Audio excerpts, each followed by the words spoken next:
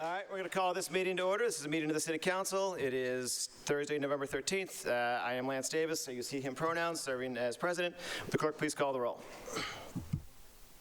I can indeed. This is roll call. Councillor Wilson. Present. Sorry. Councillor Hart. Present. Councillor Wilson. Present. Councillor Ewan-Campen. Here. Councillor Scott. Present. Councillor McLaughlin. Councillor Burnley. Present. Councillor Said. Here. Councillor Strezzo. Present. Councillor Klingon. Present. Councillor Mba. Present. Councillor Davis. Here. With 10 councillors present and 1 absent, we have a quorum. Thank you, Madam Clerk. I want to extend a big welcome to our newest member, Councillor Hart. Thank you very much for being here. Recording in progress. Councillor McLaughlin is at a meeting of Teen Empowerment where he's receiving an award. He will join us as soon as he is able to. Please note that video and audio of this meeting is being recorded and may be shown live on local access government channels and will be on the City of Somerville website and will be available for future review. Pursuant to our Rule 32, let it be known that the City Council salutes the flag of the United States of America, and let us recall our oath to uphold the Constitution and the laws of the Commonwealth to the best of our abilities and understanding. Madam Clerk. Shall we do remembrances? Oh, remembrances, yes. I forgot about that part. We start the meeting with any remembrances, moments of silence. Is there anyone in the room wishing to share a remembrance? Councillor Klingon. Thank you, Mr. President. Through you, I ask that we all remember this evening Maria Angelica Parabello and her family. She was 83 years old. She entered into eternal rest surrounded by family on October 30th, 2025 in Burlington.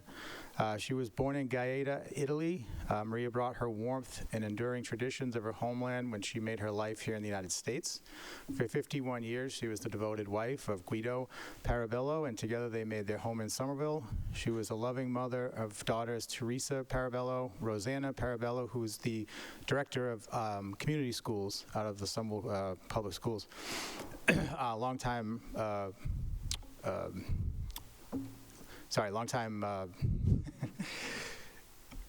employee of the school system. Excuse me. Sorry. Her family in her heart. Her family was her heart and her world. She cherished every moment spent with them. Maria was also proud and doting grandmother to Dre Souza, Anthony Anastasia, Colin, and Angelica Smith, each of whom brought her immense joy in later life. I'll just add to that her passion was cooking and baking. Her vibrant spirit was evident in many hobbies. She loved sewing and knitting, walks to Davis Square and traveling, especially to returning to Italy in summers and spending time down the Cape.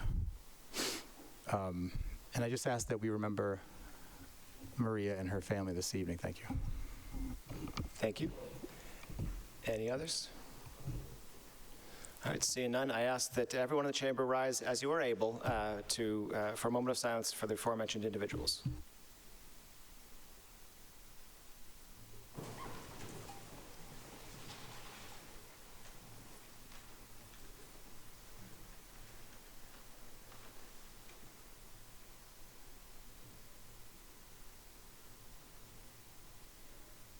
Thank you.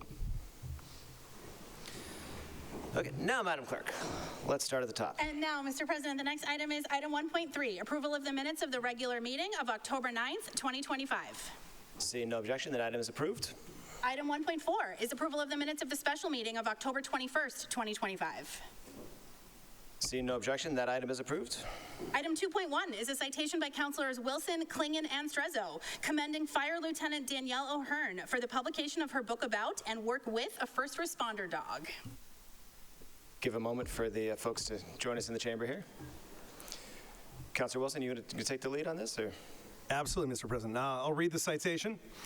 Be it hereby known that all the Somerville City Council and the Mayor offer their sincerest commendations to Lieutenant Danielle O'Hearn in recognition of her work in the fire department with Millie, a first responder therapy dog, and the publication of her book, Millie the Brave, Fire Dog by Day, Heart Healer by Night. The council and the mayor extend their gratitude for Danielle and Millie's commitment and service to the city. Offered this 13th day of November 2025. Thank you. Councillor Strezzo? Thank you. Oh, you know what? I'm going to let Councillor Klingon speak first because I have to. Very well. That works. Councillor Klingon? I just want to say through you, Mr. President, First of all, this isn't the first time we honored Danielle up here. She's been up here for life-saving efforts on the job as a firefighter. But she is my constituent. I'm proud to call her a Ward 4 resident, and I'm really, really excited about this book. I was checking it out, and I just want to say, these little extra things, if you will, that the departments do with regards to therapy animals and so on, they really make a huge difference in people's lives every day. So this is something extra that folks take on because this is what they have in their heart as public servants. So I'm appreciative of Danielle's efforts and happy to have her up here this evening as her ward counselor. Thank you. Councillor Strezzo? Thank you, Mr. President. I'm ready now. Aside from Lieutenant O'Hearn being I'm so proud of you serving Somerville. I'm going to list some of the few of many accomplishments that she has been awarded. She's a City of Somerville Citation 2021 Massachusetts Firefighter of the Year, Meritorious Conduct Award from Governor Baker 2021, Massachusetts House of Representatives Citation for Bravery 2022. She and I work together on the Somerville Communication Boards. If you are anywhere on a playground in Somerville, you may see a board attached to the wall, and it is a sign that Lieutenant O'Hearn brought forward to me, and together we worked on making it possible in Somerville so that if a child is nonverbal or just doesn't have the communication skills yet, they can point to the picture of what they want to do, like go up on the slide, or they're cold, or they want to go, or it's remarkable. And she has also been a first responder therapy dog handler, a member of the Metro Boston CISM team, IAFF peer support member, and trained in psychological recovery, psychological first aid, and trauma and crisis for group and individuals by the University of Maryland. So with that, I am proud to sponsor Lieutenant Danielle O'Hearn. Thank you for being here tonight. Councillor Strezzo would like to sponsor Lieutenant O'Hearn. Seeing no objection, Lieutenant O'Hearn, welcome. Thank you so much. I say I saved Millie, but she saved me. And that's really where the journey began. The magic that these canines have is unmatched. The way they heal souls without saying a word. Millie proves it every single day. She walks into a room and suddenly the toughest firefighter softens. The most anxious kid takes a breath, and the whole world feels a little less heavy. We met children who are terrified of dogs, who've never touched a dog, and Millie showed them what trust and gentleness feels like. We've had first responders break down crying into her fur after holding it together through things that would shatter most people. And we've had plenty of folks just absolutely crack up because she's a total goofball and refuses to pretend otherwise. But underneath it all of these moments is the bigger message. When you teach a child empathy, compassion, you teach new adults who carry these qualities into the world. When you remind a first responder in a dark place that there is still softness and hope in the world and in them, you change their day, but sometimes you've changed their entire life. And that's what I wanted this book to say loudly, was whether you're a kid who didn't get a great start in life, or a first responder who feels stuck and overwhelmed, or anyone who thinks they're too far off the path for a better future, you always have the power to change your direction with bravery, courage, and most of all, kindness, just like Millie. Thank you for honoring this work. She and I are just getting started.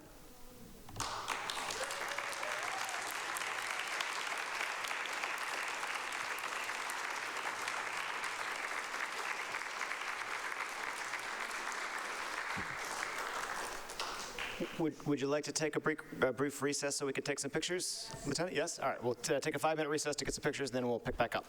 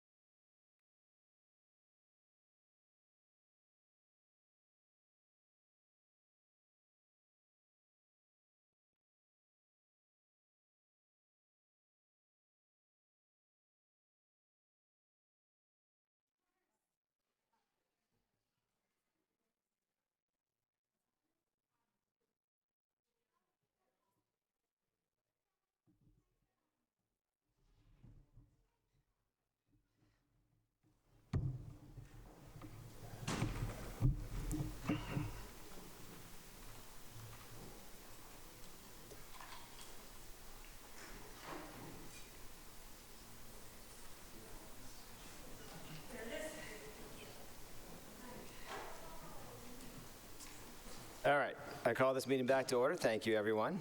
We have a quorum. We're going to do the public hearings next, but I wanted to let folks know we're going to take a few, after that, we'll take a few items out of order. We'll start with 10.1 and 10.2, and then 7.12, 8.4, 6A, which is the Finance Committee report, and then related to that, 7.3 and 7.4. Okay?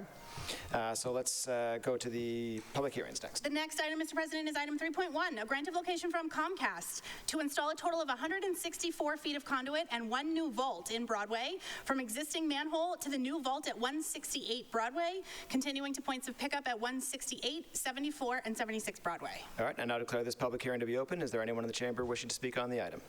I have it, Dave Llewellyn. Dave Llewellyn.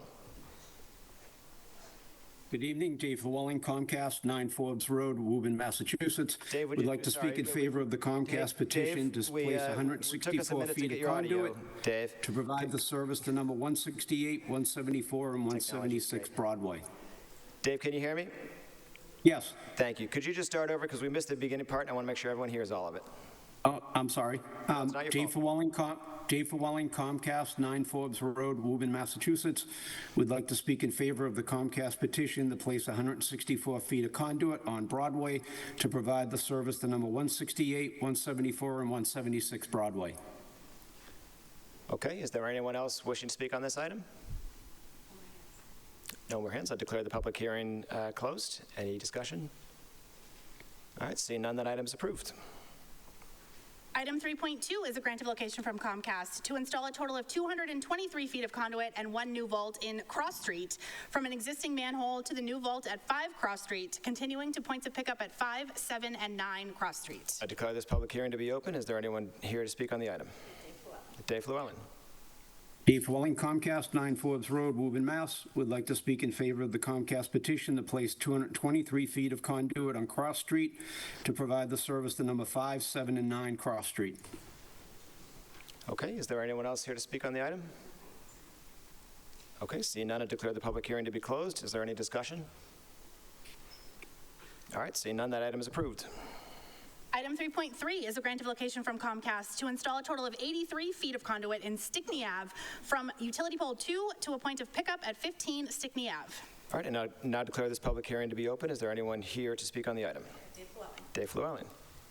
Dave Llewellyn, Comcast, 9 Forbes Road, Woburn, Mass. Would like to speak in favor of the Comcast petition to place 83 feet of conduit on Stickney Ave for the purpose of providing service to number 15 Stickney Ave.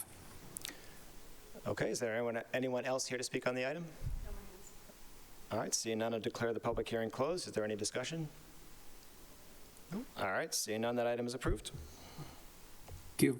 Item 3.4 is a grant of location from Eversource to install a total of 48 feet of conduit in Professor's Row from utility pole 289/14 to a point of pickup at 124 Professor's Row. I now declare the public hearing to be open. Is there anyone here to speak on the item? Jackie Duffy. Jackie Duffy, Eversource. We'd like to install 48 feet of conduit in Professor's Row to provide electric service to Tufts University at 111 Professor's Row, Medford. Anyone else here to speak on the item? All right, seeing none, I declare the public hearing closed. Any comments? All right, seeing none, that item is approved. Item Thank you. 3.5 is a grant of location from Eversource to install a total of 253 feet of conduit and one new manhole in Innerbelt Road and Roland Street from existing manhole 24106 to a point of pickup at the Somerville Boston line. I declare this public hearing to be open. Is there anyone here to speak on the item? Jackie Duffy. Jackie Duffy, Eversource, would like to install 108 feet of conduit and a new manhole in Innerbelt Road and 145 feet in Roland Street to provide electric service to 56 Roland Street, Charlestown. Is there anyone else here to speak on the item? All right, seeing none, I declare the public hearing closed. Any discussion? All right, seeing none, that item is approved. Item 3.6 is a grant of location from Eversource to install a total of 181 feet of conduit and one new manhole in Taylor Street from Mystic Ave to a point of pickup at 9 to 15 Taylor Street. I now declare the public hearing to be open. Is there anyone here to speak on the item? Jackie Duffy, Jackie Eversource, Duffy. would like to install 181 feet of conduit in Taylor Street and one new manhole to provide electric service to 915 Taylor Street. Okay, anyone else here to speak on the item? All right, seeing none, that declare the public hearing closed. Is there any discussion? All right, seeing none, that item is approved. Thank you, everybody. Thank you. And that, Mr. President, will bring us to the first item that we are taking out of order, which is item 10.1. Give me one moment. A citation by Councillor Burnley commending Somerville for Palestine for their pursuit of justice and civic engagement. Councillor Burnley. Thank you. Through the chair. Elections, we've all heard of them. For the folks around this horseshoe, including our newest member, Councillor Hart, you know, our livelihood, the work that we do, our public service, is all based on the consent of the governed. It's all based on the support that we've all received around this horseshoe from our community, from the voters of Somerville. And I've always believed that the way you pay that back is by honoring the work that the people of this community put into Somerville to make it a better place, to make it live up to its highest values. And there's a group that I would like to honor today who took that call and ran with it. Most of the folks who are around this horseshoe remember some pretty contentious conversations we had in the wake of October 7th, 2023. And the frustration, the fear, the pain that was really palpable in our community. And out of those feelings of pain and tragedy and righteous outrage, Somerville for Palestine came together and created an environment of joy, of community, and of civic engagement. Exactly.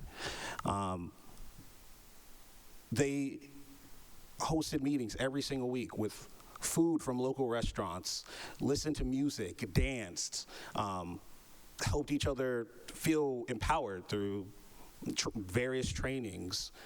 And when it came time to talk to their neighbors about what they believe in, about justice, and how Somerville can do more, they went out into this community and talked to tens of thousands of people. Now, I have a bias towards this kind of work as someone who cut my teeth doing community organizing and trying as hard as I can to hold government accountable. But because of that, I know how difficult it is to have these conversations day in and day out, to put yourself out there in the public and share your deeply personal and heartfelt beliefs. And I think that in doing so, Somerville for Palestine has created a home for so many residents who turn on the news every single day and see the destruction in Gaza, and the pain of family members who have been suddenly orphaned by rockets and shells and bulldozers, and created an environment of love out of that. And I think for that, they should be honored by the community that they live in and that they care deeply about. So I'm just going to read the citation very quickly, and I'd like to sponsor a speaker who can take the citation on behalf of Somerville for Palestine. Be hereby known to all that the Somerville City Council offers their sincerest commendations to Somerville for Palestine for their uncompromising pursuit of justice, tireless civic engagement, and steadfast solidarity with the Palestinian people, locally and in the diaspora. And I would like to sponsor Mia Haddad. Why did I say Hadid? Haddad.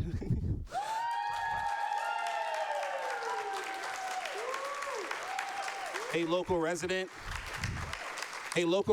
local leader, and Palestinian American.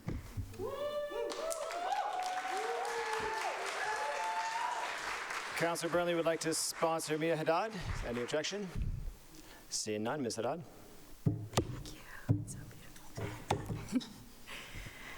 Good evening, and thank you, Councillor Burnley Jr., for honoring the work of Somerville for Palestine in this way. Thank you to the Council for inviting me to accept this citation on behalf of Somerville for Palestine, and I'm glad a lot of folks are standing behind me because this was not just one person's effort. So my name is Mia Haddad, and I am Palestinian. I've lived in Ward 2 for over 4 years, and I'm a leader of Somerville for Palestine. On election night, I went to poll watch and record the tallies of all the votes for question 3. The feeling of peace that I felt getting to see those numbers for the first time, and finally knowing that without a doubt, my neighbors, my community, overwhelmingly agreed that we shouldn't be funding the genocide, apartheid, and occupation of my people, is a feeling that I tell you I will never forget.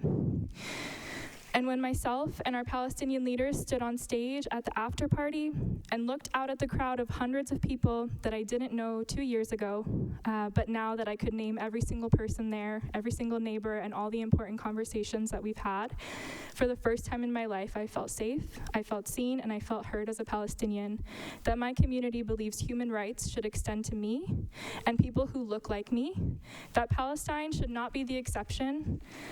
I know every Palestinian in Somerville felt the same that night. Palestinians in this room and everywhere around the world have been shouting from the rooftops about apartheid, occupation, and ethnic cleansing since even before 1948. Even as it is so dehumanizing and unbearable, Palestinians in Gaza have been filming their own suffering every day without fail for over 2 years and begging for us to speak up. Ms. Haddad, I'm going to have to interrupt you. Sorry? I'm going to have to interrupt you. I apologize. I had a conversation with Councillor Burnley this afternoon after a conversation with the Law Department. We cannot have discussion about this item, which is about the citation and the civic engagement, that bleeds into any discussion of the resolution. I'm not talking about the resolution. I'm talking about Somerville for Palestine and my lived experience as a Palestinian in this community. Listen. Palestinian voice. Okay. I'm talking about my experience and why Somerville. I want to make sure. I'm talking about my experience and why Somerville for Palestine even exists. So I would love to be able to continue to speak if possible. Absolutely. I'll let you continue. I just want to make sure that I don't know if you were able to have a conversation with Councillor Burnley to make sure you understood the legal requirements that we are under to allow this citation to go forward tonight. Right, I hear you. Please go ahead. Thank you. Okay, thank you. Somerville for Palestine was born from each and every one of us opening up our phones every day to bear witness to human beings in Palestine being tortured, starved, and killed in gruesome ways by Israel, all funded by our own tax dollars. There is something that happens to a person after watching a man carry the remains of his child in a plastic bag, or hearing the sound of children screaming in agony, undergoing surgery with no anesthesia after deliberate gunshot wounds to the head and the chest. This is a kind of calling that isn't necessarily something to award with a citation. It's a calling that is the bare minimum any of us witnessing genocide should be doing. Somerville for Palestine is the most beautiful community that I have ever been a part of. I share this community with close to 2,000 people who have collectively signed our letters calling for a ceasefire, calling for boycotting and divesting, and in solidarity as Jewish voices. We have 100 plus people show up to our bi-weekly meetings every single time consistently to learn and to act for Palestinian liberation. We have held powerful community events. We've held powerful community events like ceasefire iftars, Free Palestine story times, and our community encampment and intersectional teach-ins with other community groups. We've had book club and we've brunched together. We found collective movement as a form of joy and resistance with our jiu-jitsu trainings and our traditional Debke troop teaching us the importance of Palestinian dance. We have over 300 people who've spent every night and weekend for the past 7 months out on the streets of Somerville talking to our neighbors, sharing stories of Palestine, and making sure people exercise their right to vote for question 3. Now, we know that over 11,400 Somerville neighbors truly support Palestinian liberation as well. Somerville for Palestine has taught me hope, shown me true humanity, and made me feel like Palestinian liberation is possible within my lifetime.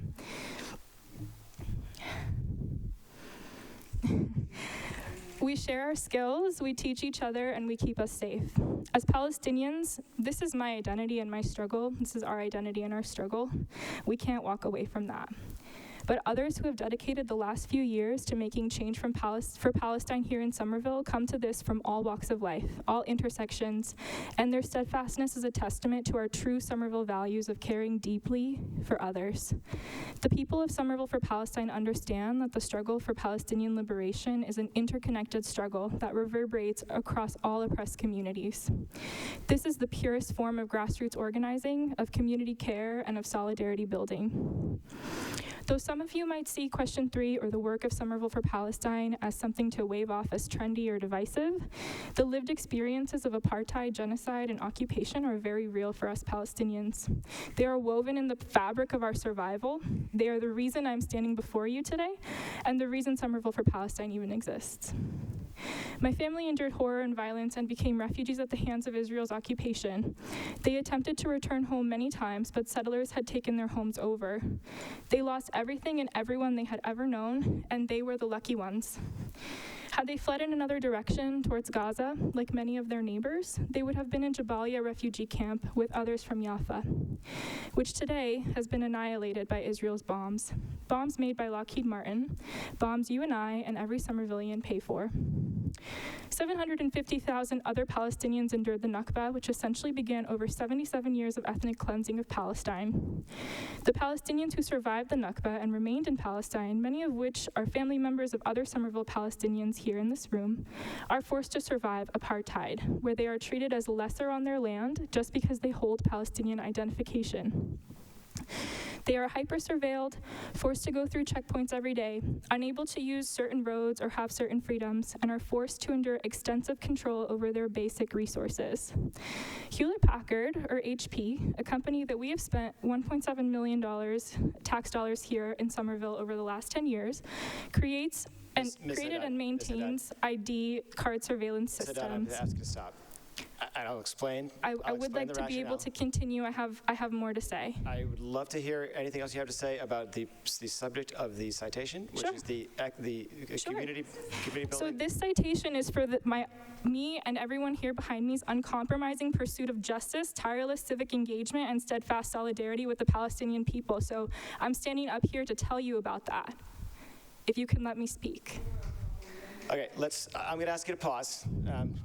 I don't know how much Councilor Burnley was able to share earlier today. There's more that I would like to say. I'm going to ask you to pause. Okay? Madam Clerk, would you please read item 10.2? Indeed, Mr. President. Item 10.2 is a resolution by Councilor Burnley in support of democratic divestment action regarding ballot question 3. Okay. So I had a conversation with the Law Department this afternoon because this item was not submitted in time for the regular agenda. The council is subject to the Massachusetts Open Meeting Law. The Open Meeting Law says that an item that is to be discussed, it has to be submitted in time for the regular agenda. That's 48 hours of business hours. So because we had the holiday this week, the timing was a little different. We can certainly take up this item. We can't take it up tonight. There was a significant question as to whether it was appropriate to take up the citation. I wanted to be able to do that. The conditions under which we were able to do that is that the discussion remains focused purely on the local organizing community. Okay, I'll continue with that. Can I continue with that? Most of your speech, it's just the reason I've paused a couple times is when we're getting into the topics that are also covered in the resolution. This is our organization. I understand. All due respect, yeah. Listen, I understand. Okay. No, it's not exclusive. Ma'am, please let me finish. Okay. We are obligated to follow the open meeting law. This body has already been cited once this year for a violation of the open meeting law. Okay. We are not going to have that happen again. I want you to be able to finish. I'm simply providing a reminder that we are required by law to keep the conversation away from the item that we can't discuss tonight that we'll have to pick up in the next meeting. I'm not talking about that. So okay. Please continue if you'd like to. Is she not allowed to mention it, or are you not allowed? The discussion tonight cannot. From councilors or from a sponsored speaker? Like, do you have to control her speech? For the discussion, yes. Have to refrain. Because I'm under the impression that the open meeting. No, it's an excellent question. It's an excellent question. It's one that I asked the city attorney's office today. The city attorney felt that it was questionable at best to allow the citation to move forward. I really wanted to be able to do that and to give you the opportunity to speak. So I'm trying to work within the bounds that they gave me to allow you to speak tonight, because I want to hear your voice, and I want you to be able to do that. I also don't want to run afoul of the lawyers. So I'm just stepping in when the topic goes to what is also covered. I understand there's very clear. I hear you, but you are literally silencing me from talking about my identity and my history as a Palestinian. Which is my obligation as the president of this body. Okay. So please continue. I'll continue. I'm going to continue because I would like to, and I think everybody in this room deserves to hear the work that Somerville for Palestine has put in because of everything that has happened in Israel and Palestine. Okay? If the discussion remains about the topic of the citation, which is the community organizing. The work Somerville for Palestine has been doing, even before question 3, but through question 3, is the purest form of democracy in solidarity with Palestine. We have been engaging with our political system in Somerville for quite some time, holding meetings with each of you in this room. More recently, trying to put a boycott resolution forward. Before that, to pass the ceasefire resolution. And in between, to ask you to speak up about the violence that myself and other Palestinians, Muslims, and Arabs in this city have endured just for speaking out about Palestine. We have met with our mayor and called on you all to uphold our Somerville values many, many times. While I'm really proud of the incredible efforts that Somerville for Palestine has made, we shouldn't have been made to spend 7 exhausting months and fight 2 legal challenges to do this. I'm disappointed that we have been met with avoidance and inaction by many of you at every step along the way, even as our democracy faces challenges nationally. Even in the same week that a member of our own community, Rumeysa Öztürk, was kidnapped for asking for divestment for Palestine. Even right now, as you try to silence me for talking about Palestine, as we are getting a citation for our work in Somerville about Palestine, okay? So we decided to engage in this democratic process, as we should, to let people show you how much support this call for divestment really has, in the hopes that it would give you, the people who represent us, the confidence and the strength to push this boycott and divestment forward, the way that Somerville did in 2020 for prison labor and in the 80s for South African apartheid. Through the language of question 3, our community chose to center Palestine. We spent months drafting this language, working with our Palestinian leaders, our SWANA leaders, our Jewish caucus, our BDS leaders, lawyers, electeds, including many of you, to craft the ballot measure language in a way that was extremely intentional, precise, and directly aligns with what we as Palestinians have called for in the movement of justice for Palestine. We did not mince words or compromise in making clear that Israel is the perpetrator of apartheid, genocide, and illegal occupation, and that Palestinians are the victims of these crimes. When we met with you over the fall and winter of last year, many of you shied away from these words, some of you calling them divisive, some of you saying it was unrealistic, or maybe that a humanitarian approach would be best. We had over 11,000 conversations in Somerville with residents over the last 7 months. Overwhelmingly, the people of Somerville affirm that companies complicit in Israel's crimes should be held accountable. Moreover, I really, really want to make clear to each of you today that Somerville voters were faced with the very words apartheid, genocide, and illegal occupation, and they saw them in reference to companies complicit to supporting Israel as the perpetrator and Palestine as the victim. And each of those 11,489 voters overwhelmingly said a resounding yes to divest across all wards and in all but one precinct. That's not just a testament to our work, but it's a testament to the truth. I hope you understand that this is the first time language around divestment has been this uncompromising, this unapologetic in its solidarity with Palestinians, and people still agreed. We knew this to be true years ago with the ceasefire resolution. We knew this to be true when we brought the boycott resolution to you all. And we knew this to be true when we posed this question and collected 11,000 plus signatures. And now you all know this to be true because Somerville proved it to you. As a Palestinian, I can tell you that to pass any policy that doesn't explicitly name Palestine as an oppressed group and doesn't name Israel as an entity which is responsible for genocide, apartheid, and occupation of Palestine, doesn't protect Palestinians, and erases the struggle we as Palestinians have endured for decades. It also invalidates the tireless efforts of everyone in this room who has worked tirelessly to pass question 3, and every Somerville community member who read our question and supports this language so wholly as it is. When we name this genocide so specifically and take action against it, we make it ever so clear that what Israel is doing is wrong, and we ensure that our communities across the country and around the world feel empowered and emboldened to speak out for Palestine. Anything less is silent condoning, anything less is erasure. And know that Somerville for Palestine will continue to exist here in Somerville as long as Palestine is not free. We will continue to stand out at the high school daily as we have been, the way we've been doing for over a year and a half. We'll continue to show up for Palestine every day in every space in our community. And while we really don't want to have to keep doing this, we will continue to come to this room to make our voices heard as people do in a democracy. I look forward to the day when this council has acted to implement the will of the people, and myself and other Palestinians in Somerville can rest in the knowledge that there is no one else in Somerville to hold accountable, no one else to pressure and get constituents to call, because our city has fully divested. That is the day that Somerville for Palestine looks forward to.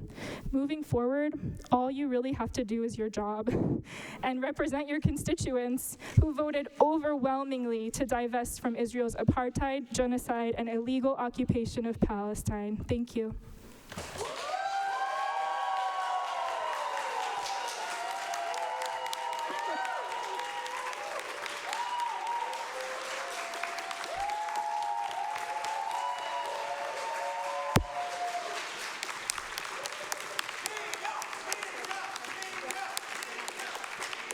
All right, thank you. Item 10.1 is approved. Item 10.2 is laid on the table. Are we able Item to take a 10.1 is photo? approved. Yeah, we can take a photo, sure. About a 5-minute recess for a photo. Great, thank you. Usually you do it this way. Yeah, let's do it in there. Let's see who wants to be in it. Get everyone.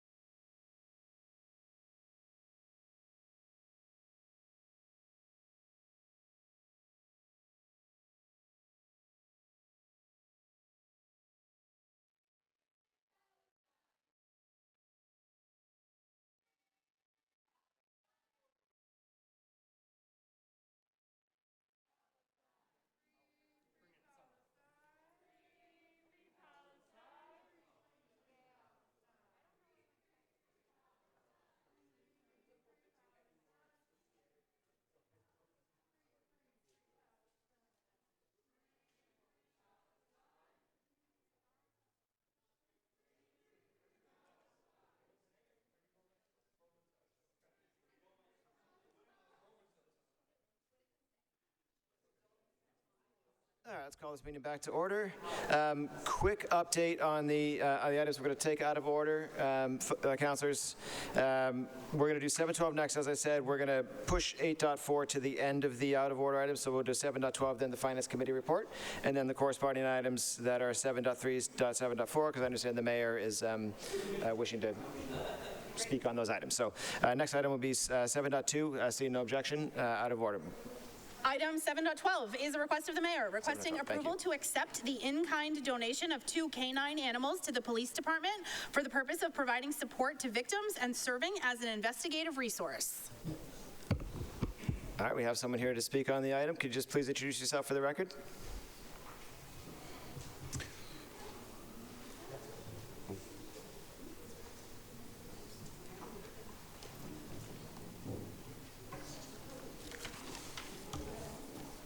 Through the chair, this is Officer Robles from Chelsea Police Department and his Comfort Canine Cashin.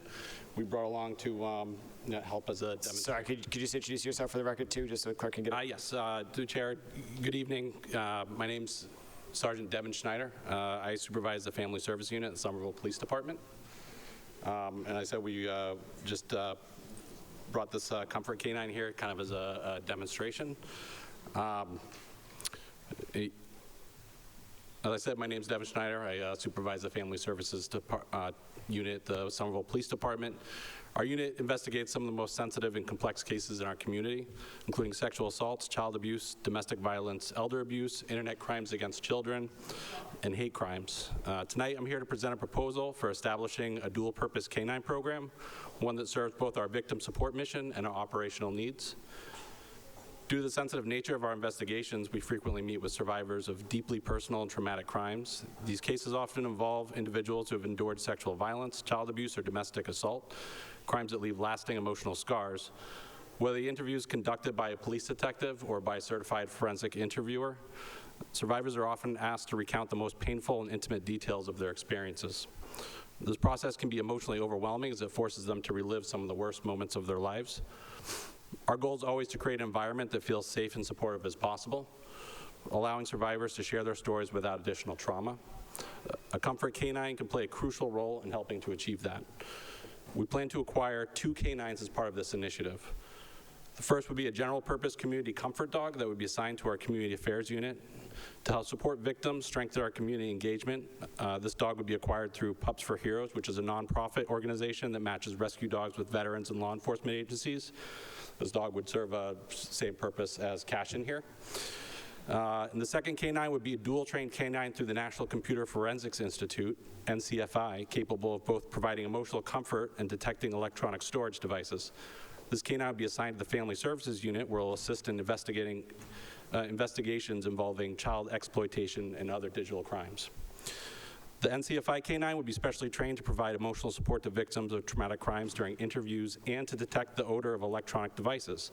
This dual-purpose training is critical to our mission of protecting children from online exploitation.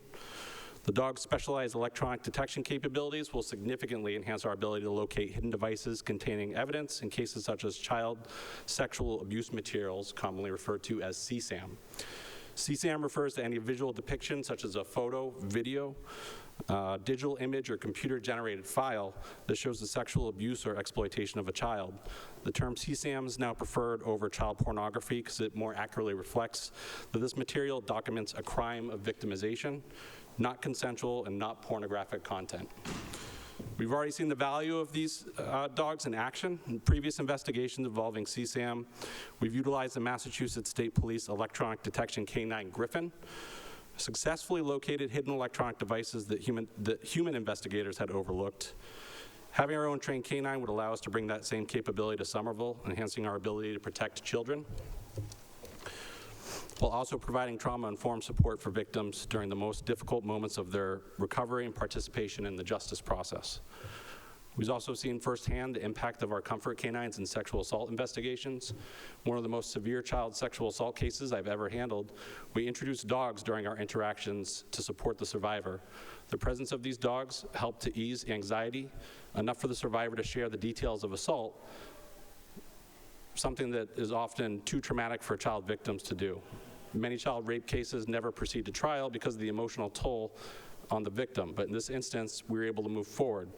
When the trial began, I arranged Brownie, which was a comfort canine from the Tewksbury Police Department, to be present in the court on the day the survivor testified. The survivor's ability to testify ultimately resulted in the conviction of her abuser. I strongly believe this case would not have progressed without the emotional support provided by Brownie and the other dogs involved in this case. Electronic storage detection canines are trained to identify the odor of a chemical compound known as TPPO, which is found in nearly all electronic devices.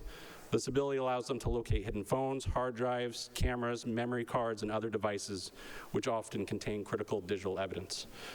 Finally, beyond investigations, our proposed K-9 program will strengthen community engagement and trust. K-9 teams open the door to positive interactions such as public safety demonstrations and community events, helping to humanize law enforcement and build lasting relationships with the residents we serve. Thank you. Any questions, any discussion?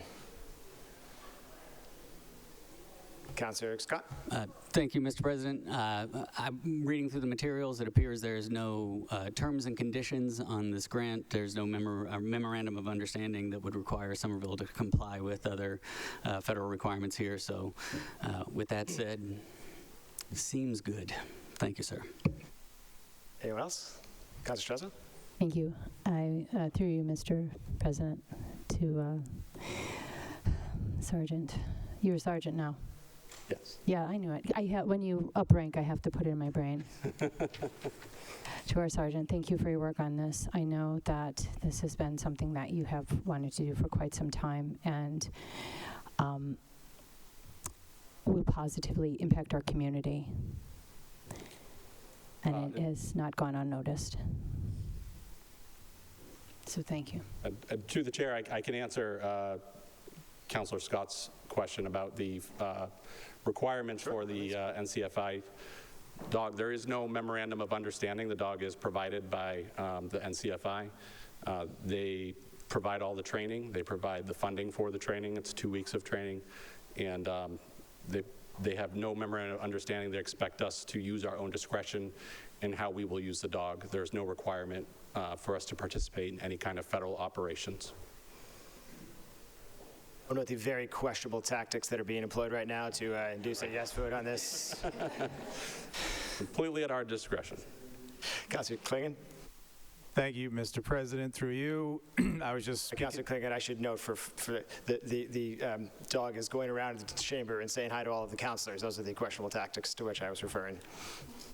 Through you, Mr. President. Yeah, I was just mentioning to the officers a little while ago, like in the subcommittee room, that Tewksbury has Officer Waffles, who's a doodle, and they actually just added a second dog, Officer Pancake. And they're both like super adorable. So I don't know if we get a pick of the type of dog that comes, but I am definitely preferential to doodles. And definitely breakfast foods. No, but seriously, I think it's great. I see the work.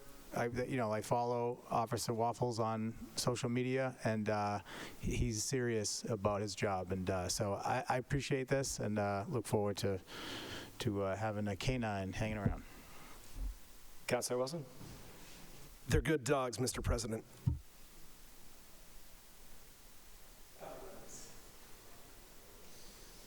Seeing no further discussion, that item is approved. We don't need a roll call for dogs, do we? We don't. No? All right, very good. Thank you very much, Officer, or Sergeant. That then is going to bring us to the next item being taken out of order, which is item 6A, a report of the Committee on Finance, meeting on November 10th, 2025. Councillor Wilson. Mr. President, the Finance Committee met on Monday, November 10th, with all 5 members present. We took up a 7-item agenda over the course of a 55-minute meeting. In addition to the minutes from our October 21st meeting, we unanimously recommended that you approve tonight a prior year invoice item, 2 grant acceptances, the creation of a housing assistance stabilization fund in order to be prepared as this administration and the next administration pursue funding for housing stability. Finally, we discharged with no recommendation a request by the administration to create a generalized community benefits stabilization fund to support larger, more general projects. The committee heard this was done to bring us into compliance with the Community Benefits Ordinance, and that funds earmarked for specific areas are going to remain in those separate accounts. There were questions from Councilor Scott and from me about a spreadsheet we were shown of Union Square Community Benefits Fund amounts received and expended. Director Ignacio of OSPCD had agreed to provide updated figures, and that was shared with the committee last night. So with that, I ask that you approve this committee report as submitted. All right, thank you. Any discussion on the report? All right, seeing none, that is approved. And then there are two related items that we will take up together or separately? There's a couple of items coming out of that committee report. Oh, out of the committee report first. Very well, yes. Thank you, Madam Clerk. Let's do that first. Item 25-1560, which was discharged with no recommendation, which is a request of the mayor requesting approval to create the Community Benefits Stabilization Fund and accept a payment to the fund of $3,946,742.98 from the community benefit contributions outlined in project development covenants. On the item, Councilor Scott. Thank you, Mr. President. And I also want to thank Director Ignacio for getting this updated sheet to make sure that all the comings and goings of the money is public and understood. My objection at the time was mostly just trying to understand what this request was actually requesting. So for members at home that might be concerned or confused, basically the city missed a step years ago in not creating a separate bucket to store the covenant required payments for various developments, whether they were at 100 Chestnut, 495 Columbia, 808 Windsor. Geez, they're all in Ward 2. Anyway, we ought to just call it the Ward 2 Community Benefits Fund, sir. But that said, the real concern that the Union Square Neighborhood Council has expressed is making sure that the benefit payments that were obtained through that CBA process continue to flow to get to the job training and small business support that it's dedicated for. So right now, this looks like a lot of money being transferred out. It is mostly a bookkeeping resolution. However, it will leave the Union Square Community Funds balance at less than $10,000. So just want to make sure everybody understands. I thank the administration for bringing the rest of the information, and I would move to recommend approval.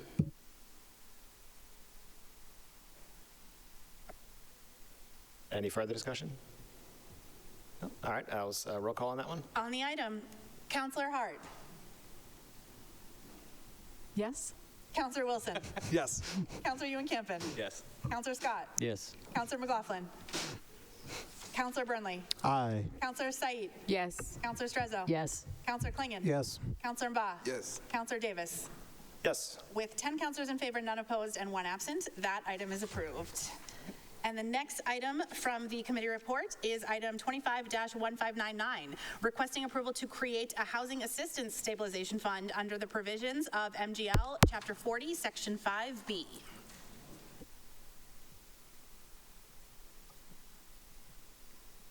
Any discussion on that item?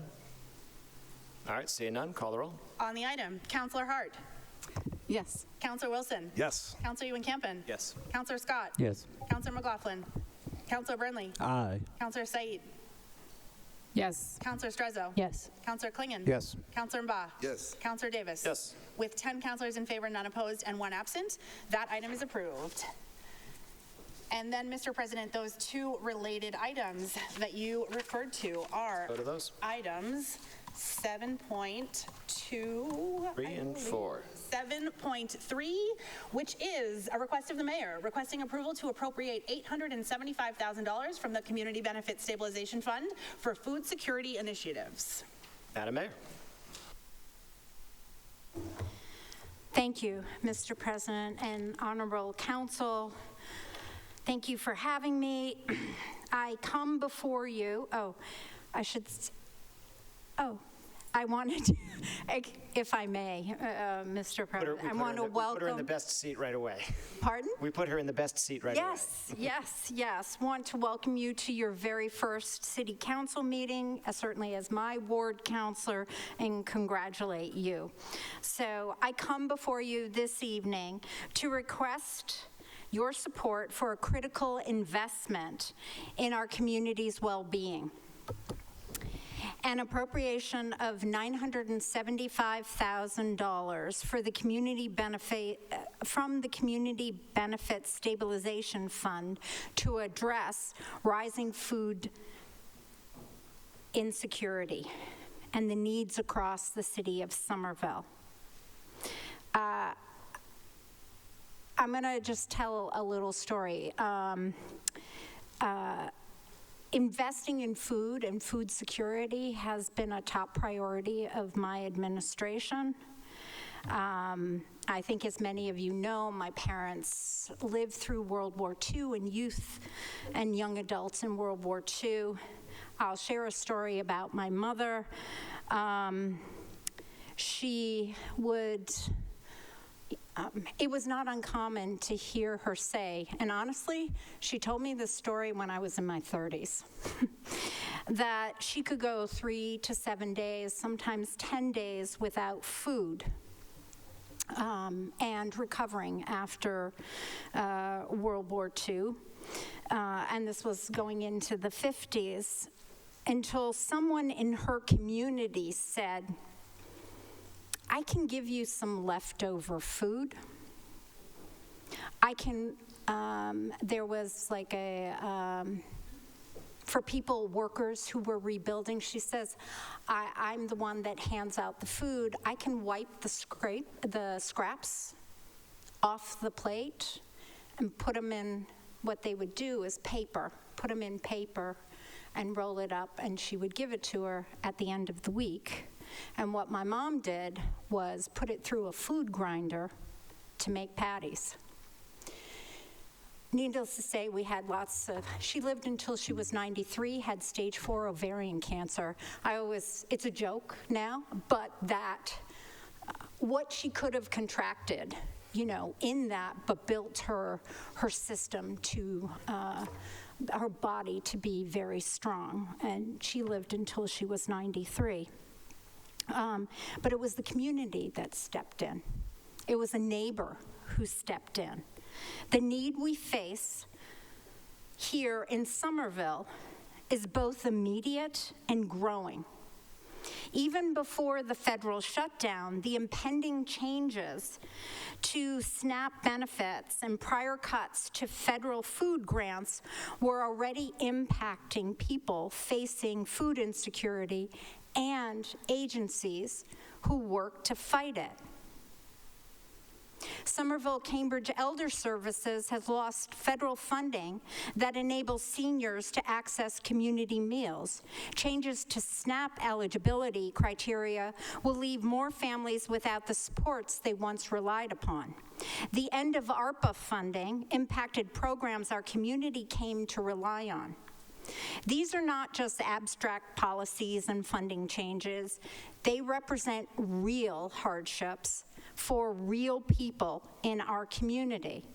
And playing political football with SNAP, a program that helps keep food on the table for 1 in 8 Americans, but in Massachusetts it's 1 in 3, has only deepened through this crisis.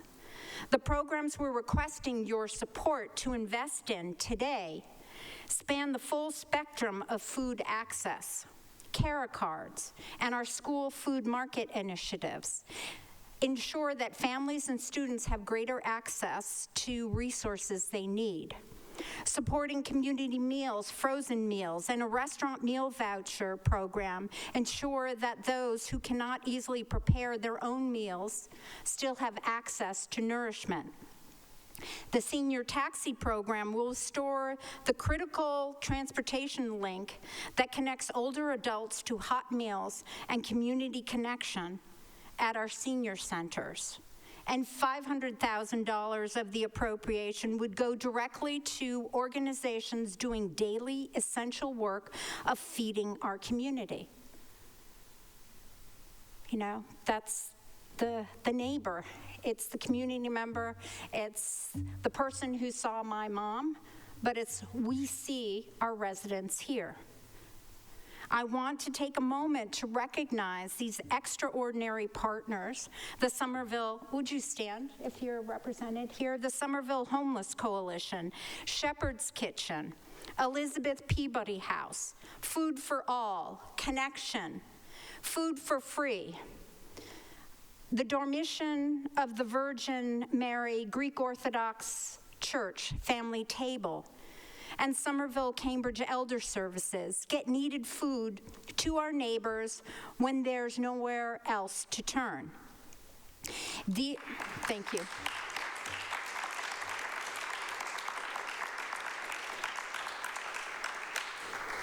These organizations show up every single day. They serve meals with dignity. They build community around tables. They see the faces of food insecurity and respond with compassion and commitment. Their work is nothing short of heroic, and this investment, which I'm asking you to improve, reflects our commitment to standing beside them. This funding will give them, these organizations, our residents, our neighbors, the vital flexibility to use these funds as they know is most needed. And it lets them know we have their back. I also want to thank the dedicated staff, I'm going to ask you guys to stand too, of the Office of Food Access, Healthy Communities, and our Council on Aging.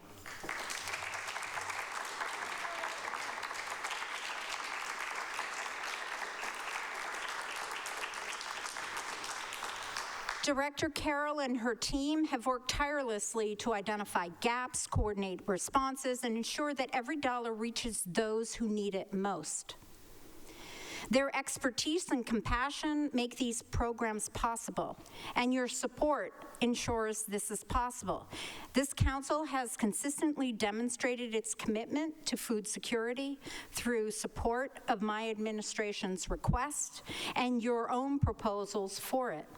Your leadership has ensured that Somerville responds to food insecurity not as an afterthought, but as a priority. Thank you for your dedication and for your continued support of our most vulnerable neighbors. Together, we have already delivered more than $850,000 in food security-related investments just in this fiscal year. My administration has been growing that amount each year. That covers everything from mobile markets and universal SNAP match programs to all 3 farmers market, the free markets at the schools, to food access coordinator, and hundreds of grocery cards to support our most vulnerable families during the holiday season. Over the last few years, we've also directed more than $2.5 million in ARPA funds to programs directly providing food to our residents in need, including weekend carrot cards, Just Eats boxes, taxi to food programs, and significant funding for our local food pantries. We've been growing our investment to address this most basic need as well through other initiatives. We should be proud that when we ask the community to decide what to do with participatory budgeting funds, they voted to direct nearly $300,000 to food supports, like community fridges, a shared walk-in fridge, a freezer, as well as meals and nutritious foods to put in them. Tonight's request builds on that foundation. We're asking for $875,000 for food security initiatives and $100,000 for the senior taxi program.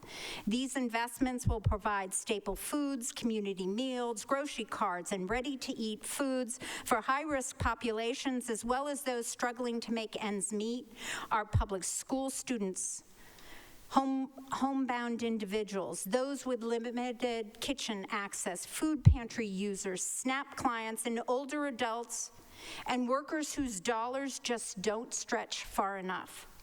This is about more than meals. It's about affirming that in Somerville, we take care of each other. It's about ensuring that no senior goes hungry when they can't get to a meal site. It's about recognizing that when the federal safety net phrase, our local commitment must be stronger than ever. I urge you to support this appropriation.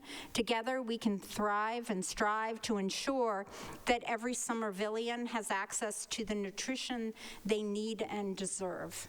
Thank you. Thank you, Madam Mayor.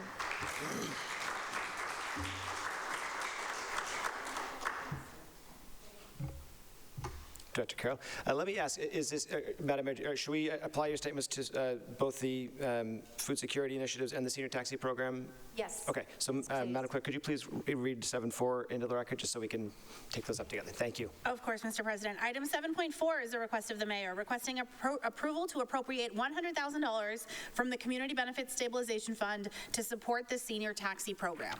Okay. Director Carroll, go ahead. Thank you through the President, and thank you to the members of the Council for having us. I'm just going to read through the memo, and if there's questions after, we can answer those. Funds are being appropriated from the community, or being requested from the Community Benefits Stabilization Account, as is appropriated based on the following. This is to support the food security initiatives under the Office of Food Access and Healthy Communities, which are here tonight.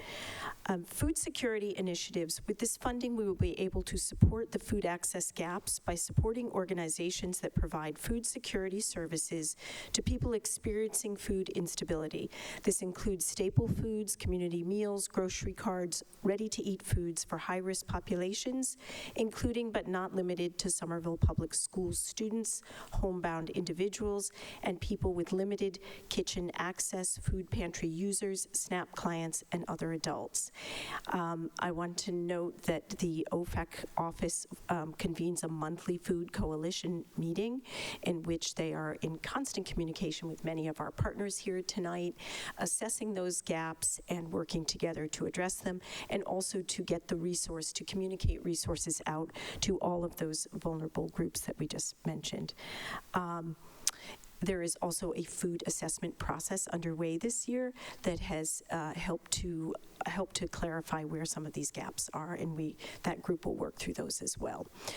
So if there are questions, I'm happy to take them, or the team, on this item, and then we can go to the other. Thank you. Mr. President, if I may, I'm going to speak on both the agenda items because they were combined together. That's all right. Councilor Scherzer, so we have 7.3, 7.4. Right, correct. Would you like to take up your related item at the same time, or you want to wait till that comes around? I can wait for Very well. it makes sense, but we're already here, so let's just keep on driving. Go right ahead. Thank you.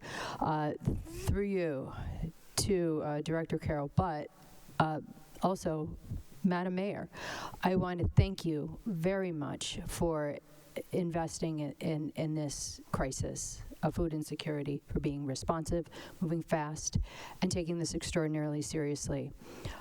I look out in the chamber audience and see all our directors, but see very few audience members here now, and I can't help but wonder, imagine if we took food insecurity as seriously.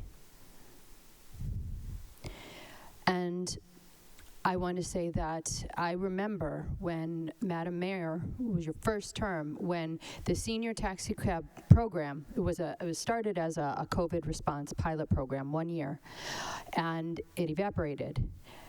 And it was through you're giving me a look, Madam Mayor, it was evaporated through the state funding went away.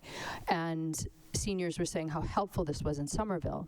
And Madam Mayor, you took it up and you allocated the money. That was the first year. You didn't have to, but we were able to preserve the senior taxi cab program and make it our own in Somerville because of that. And it absolutely changes lives. Going forward, I do worry about the stability of funding because I feel like it's going to get worse.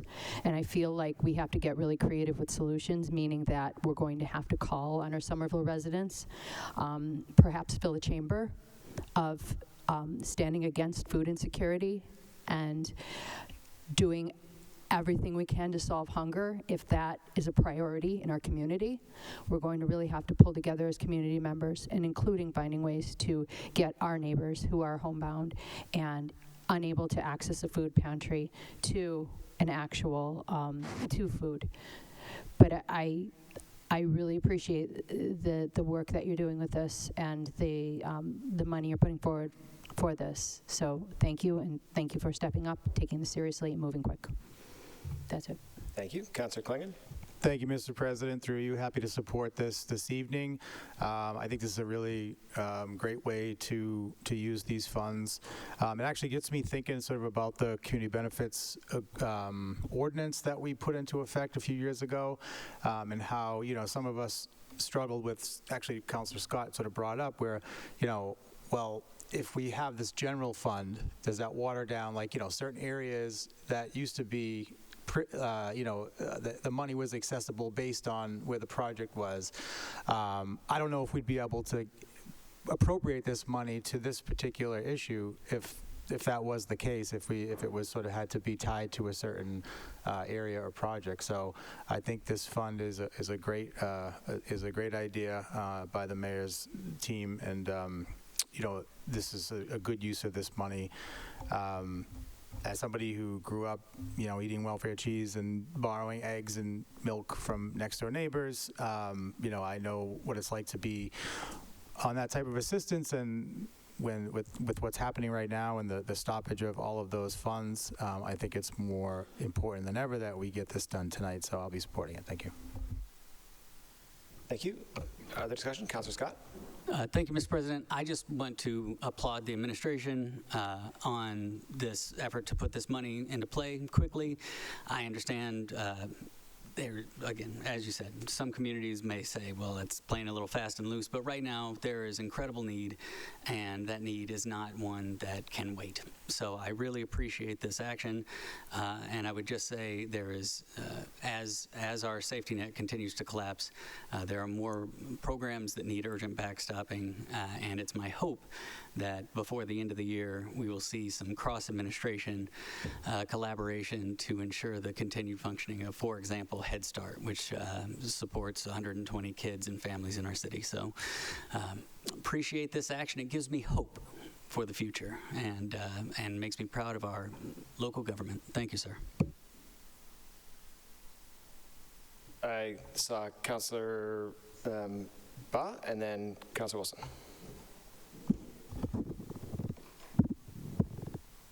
Thank you, Mr. President. I just want to thank the administration, the mayor, and the director also for the swift action that you've taken to actually, you know, step in and substantiate like most of the gaps that have been created. I guess one of the things when I ran to Councillor Scott was to actually ask him about, also I was still unclear about the community benefit stabilization fund because of all these different groups that have been, we've actually authorized them to be doing stuff, and I wanted to make sure that certain money wasn't earmarked for some of their projects, because I also think about the post-secondary education program. That's something that I would, you know, will require, ask the mayor, maybe plead that you should actually, you know, look into taking some funds from that program to kind of like substantiate. That is a program that just got ended because it was being funded from ARPA.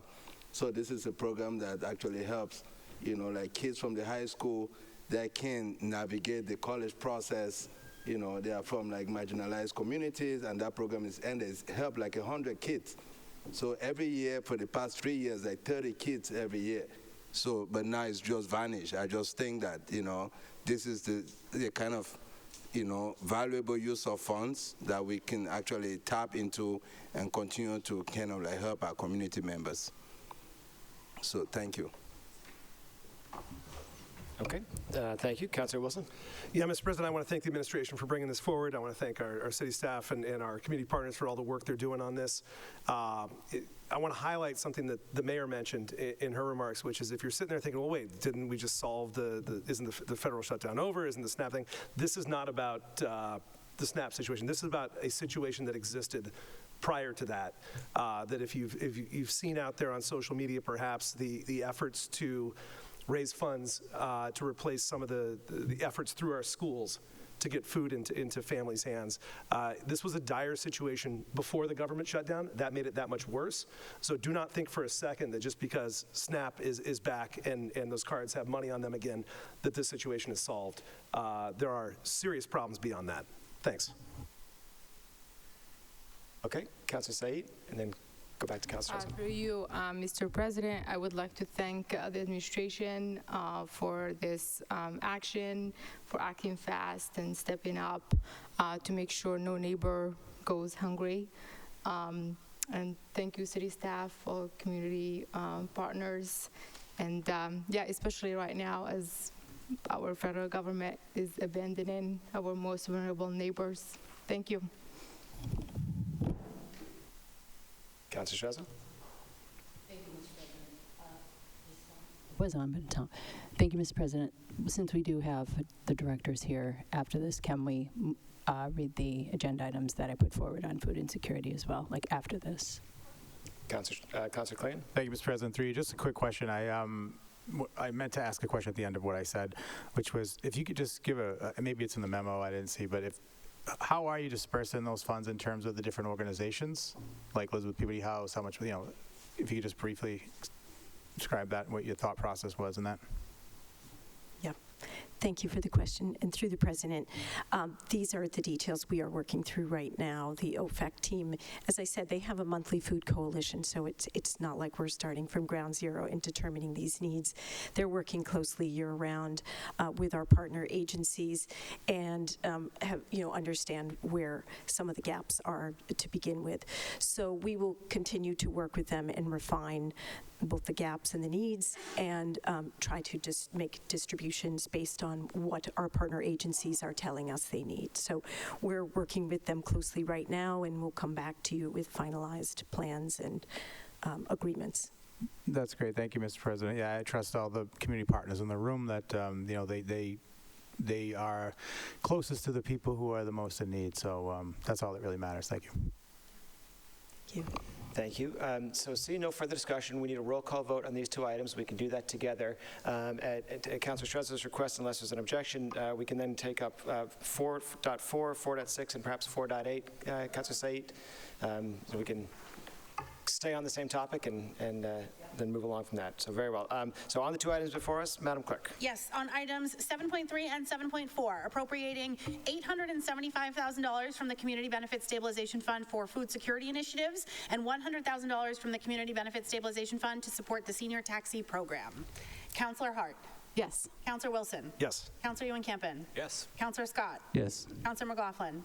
Councillor Burnley. Aye. Councillor Said. Yes. Councillor Strezzo. Yes. Councillor Klingon. Yes. Councillor Mba. Yes. Councillor Davis. Yes. With 10 councillors in favor, none opposed, and 1 absent, those items are approved. All right, very well. So we'll do 4.4, 4.6, and what did I say, 4.8 together. Then we'll hit 8.4. And Councillor Burnley, do I understand there's some folks here to speak on 9.5 you'd like to sponsor? Okay, so we'll take that one up right afterwards, just so we can not make folks wait. Okay. So that will bring us to item 4.4, a resolution by Councillor Strezzo that the administration immediately assign a direct phone number connecting to a city liaison who is designated to answer questions from residents about food insecurity and SNAP benefit support. Item 4.6 is a resolution by Councillor Strezzo that the administration take any available steps, including communication strategies such as robocalls, texting, and electronic road signs, to reach out to residents about food insecurity due to the increase of poverty in Somerville. And item 4.8 is a resolution by Councillor Said in support of direct assistance for SNAP recipients. Councillor Strezzo? Thank you, Mr. President. Okay, so hey, direct everyone, if I may, if that's okay. Director Carroll, everyone? If we may, I think the hope was with everyone here in the room, we could take up these related items. We're still talking about food insecurity. If your staff would be willing to answer any possible questions. Thank you. Sure. Thank community partners as well. Thank you, Mr. President. Okay, so I really wanted to highlight 4.6, that the administration take available steps of communication strategies.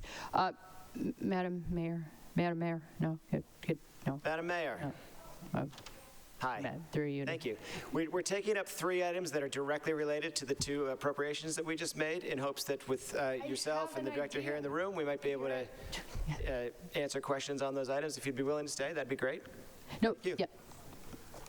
Okay, thank you. So, one thing that I have been worried about, this is mainly focused on 4.6, that getting the information out of to residents that are food insecure. Some are homebound, some may not have a lot of resources, and the idea of just getting it out there with robocalls, if possible. We know we do that with award meetings or any available situations that are happening in our city.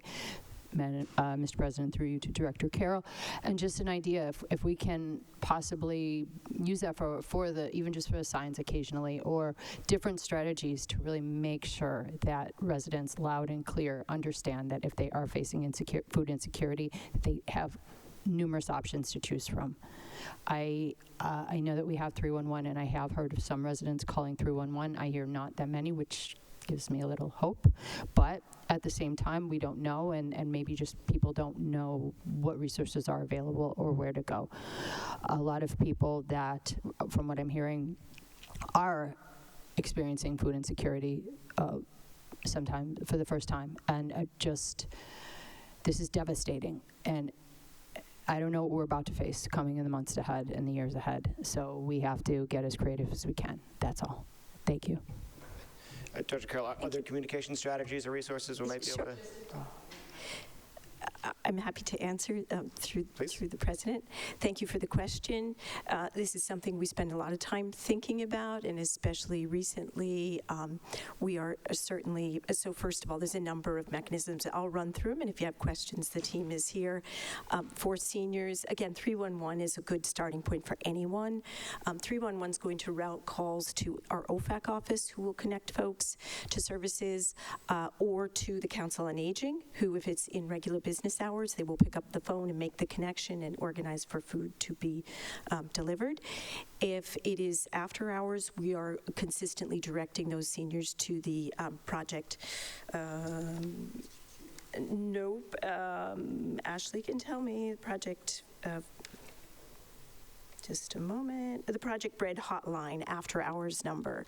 So they have a hotline and they take those calls on after hours. So both Somerville, Cambridge Elder Services and ourselves are kind of consistently messaging that so people know where to call after hours. We have the monthly coalition meeting, and it's kind of like some of our other group interdisciplinary meetings that are really involving the folks on the ground and that partner agencies. So they are reaching their target populations. They working with folks every day.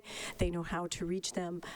Our comms team is assisting with translation and consistent messaging, compiling resources, and exploring things like the reverse 311 robocalls, keeping websites and Facebook pages updated, all of those things. So it's a like with any of our strategies, it's an ongoing, multifaceted approach to communicating out to sometimes populations that are difficult to reach, but this group is has the best connection there, so we rely heavily on that. Go ahead, Hila. Yeah. Mr. President, through you to Director Carroll, thank you for that. Really quick, I was trying to fumble with my phone. While we have this on topic, does anybody have the number to Project Bread right now that we could just say live? And I know with all these master brains, I know one of you has it like on Project Bread hotline. Yeah, just while we're here, in case anyone right here is, you're going to find it faster than I am.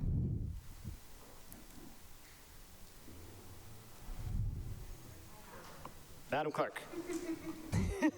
Thank you, Mr. Director of President. the Council on Aging. Yes. Ashley. The Project Bread Food Source Hotline can be reached at 1-800-645-8333. Thank you, Madam Clerk. All right. That's all I need. And thank you. Councilor Said, did you want to, since we have item 4.8 before us too, do you want to add anything? I'm happy to give you the floor. Yeah, thank you, Mr. President. I put in this resolution, I think about 2 weeks ago. So we haven't received updates from the state at the state level or from the administration. So I'm very pleased to see again that the administration is stepping up and the city staff are putting in the hours to make sure, again, no neighbor is going hungry. Yeah, this resolution is to encourage our that we do something at the state level, not just putting in money. We have received a lot of updates, but ensuring that this is a priority and always thinking about not relying on the federal government when it comes to the most basic thing, which is having food on the table. So yeah, that's basically what the resolution says. And I thank the mayor's staff for getting back to me and with all the different ways you've been working the past week and a half, to make sure we meet our neighbors' needs. Thank you. Through the president, I wanted to add that as of about last month or so, the city now has 8 to 10 SNAP providers who are able to enroll people in SNAP. And they're in our Council on Aging, our Human Services team, the library. And that's a relatively new thing to have so many folks able to enroll. So that is part of our outreach. That is our, part of the long-term sustainable plan, is that if we can get people enrolled in benefits that they're entitled to, then they will have continual access, hopefully, on an ongoing basis. So we're working really hard on that program and expanding the number of folks in the city who can enroll people. All set. Councilor Klingon. Thank you, Mr. President. Through you, just a quick question. So earlier this week, the governor said that she was going to quickly try to fill the SNAP gap, as it were. Have they been in touch with municipalities at this point? Is it too soon, or have you been in contact with at the state level with how that money is going to reach our people? Or is that through DTA or whatever? Like, do they not communicate with you? They do. I mean, we, through the Department of Public Health at the state, we get bulletins and updates at a very general level when things are happening. I think other city staff probably are hearing different things as well. We do know that benefits were restored onto cards as of last week for residents at their full amount. So other than that, I'm not sure, the specifics of it, but we certainly do get regular updates through as things are changing at the state and through the federal government. Okay, thank you. Further discussion? All right, thank you very much, Director. Thank you. All right, that takes us to, yes, all three of those will be marked approved. Okay. That'll take us to 8.4. That's correct, Mr. President. Item 8.4 is an officer's communication from the Director of Housing, conveying the 2024 Housing Needs Assessment and Financial Feasibility Analysis reports. We have, is it Director Gargani? Director Gargani, are you speaking on this one? No?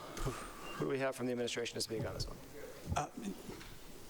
We have a consultant who's going to give a presentation this evening. Right. Very well.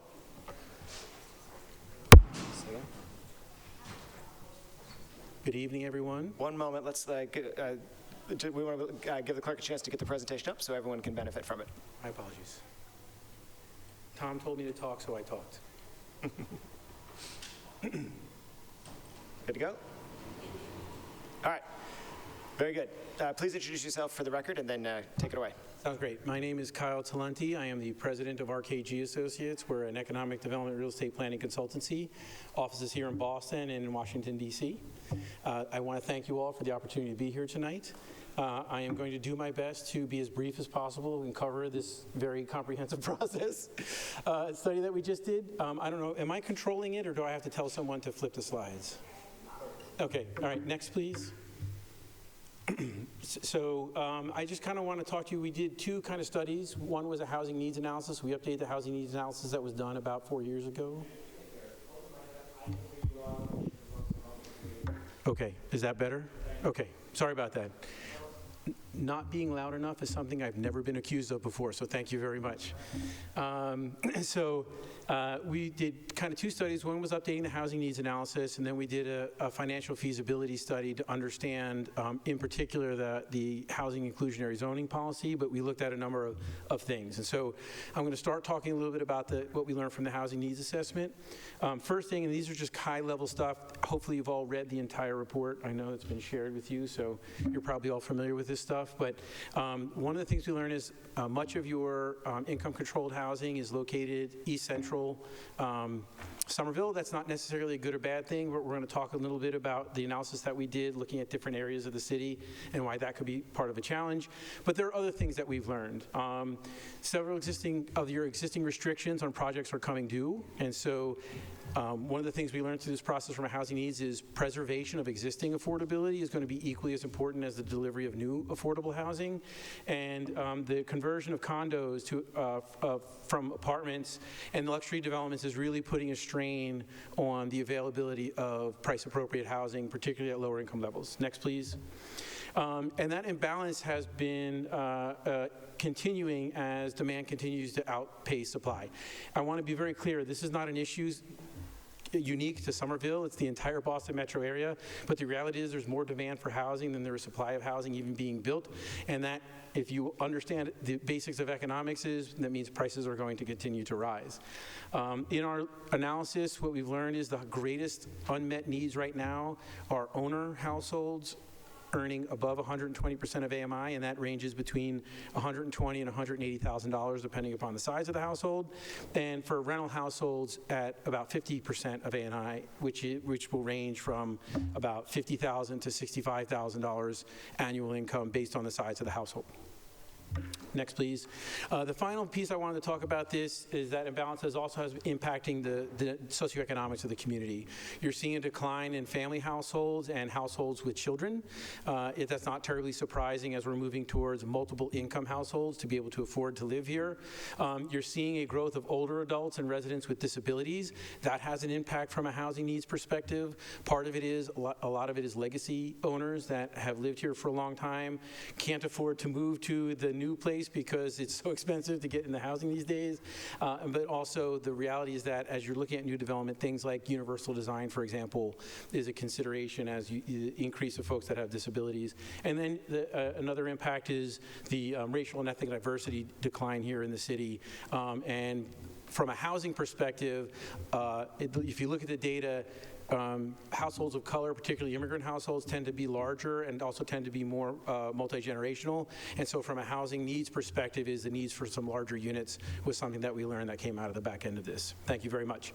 So now I'm going to talk a little bit about our financial feasibility, the inclusionary zoning, or as we call it, IZ policy. And I apologize for those of you who already know this, but I was asked to give a little bit of a primer on what it is here in Somerville. Right now, for projects, they're required to provide 20% of the units income controlled amongst 3 different tiers, and it's for projects that are 4 units or larger. So if I'm building 4 or 5 to infinity, I have to deliver that.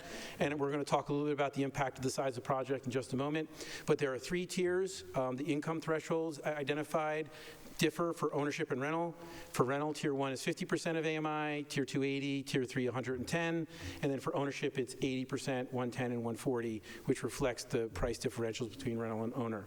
The formula for how units IZ units are distributed amongst the 3 tiers is very complex. It is not linear.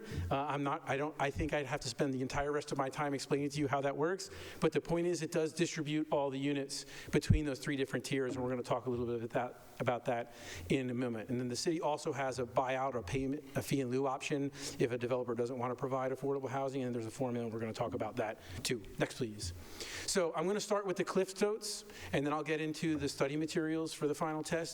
But generally what we learned through this process is market conditions, not just here in the city, but in the region, have made new construction very challenging. 3 of the primary reasons, these are not the only reasons, but 3 of the primary reasons are the cooling off of life sciences has tremendously reduced demand for housing, particularly at the higher end, at the price points, because they tend to be the highest paid jobs. While that's going on, you're seeing demand starting to recede a little bit. the construction costs remain high. And so from a financial feasibility perspective, my ability to generate revenue for those market rate rents isn't as great, but my cost to build the units remains up there, and so that's a challenge. And then building upon that, the equity investors, the folks that invest in these projects, not the banks, but the folks that put the money behind it, they're getting much more selective as the market softens and cools. They are only looking for top-tier products, top-tier projects that yield the greatest returns. And so in the past, when they were willing to invest in a project that was yielding a 5.5% or 6% return, now they're demanding 6.5%. And so you're seeing demand contract, costs remain the same, and my ability to find the financing for my projects becoming harder and harder. And so that is having impact. So what does that mean for us in our analysis? Well, any changes to the IZ policy is going to require some countermeasures to avoid disrupting your development market. So historically, not just here in Somerville, but throughout the region, it's, all right, here's our IZ policy, what are we going to add now?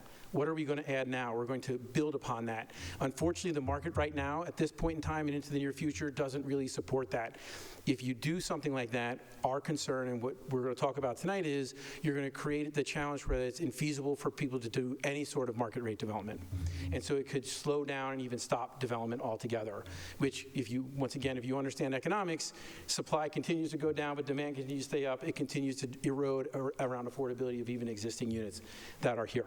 So what we're going to be talking about tonight is, rather than looking this end and this end and this end, which is our legacy approach, we're going to be talking about this or this or, and what are the trade-offs that we can do to reach it.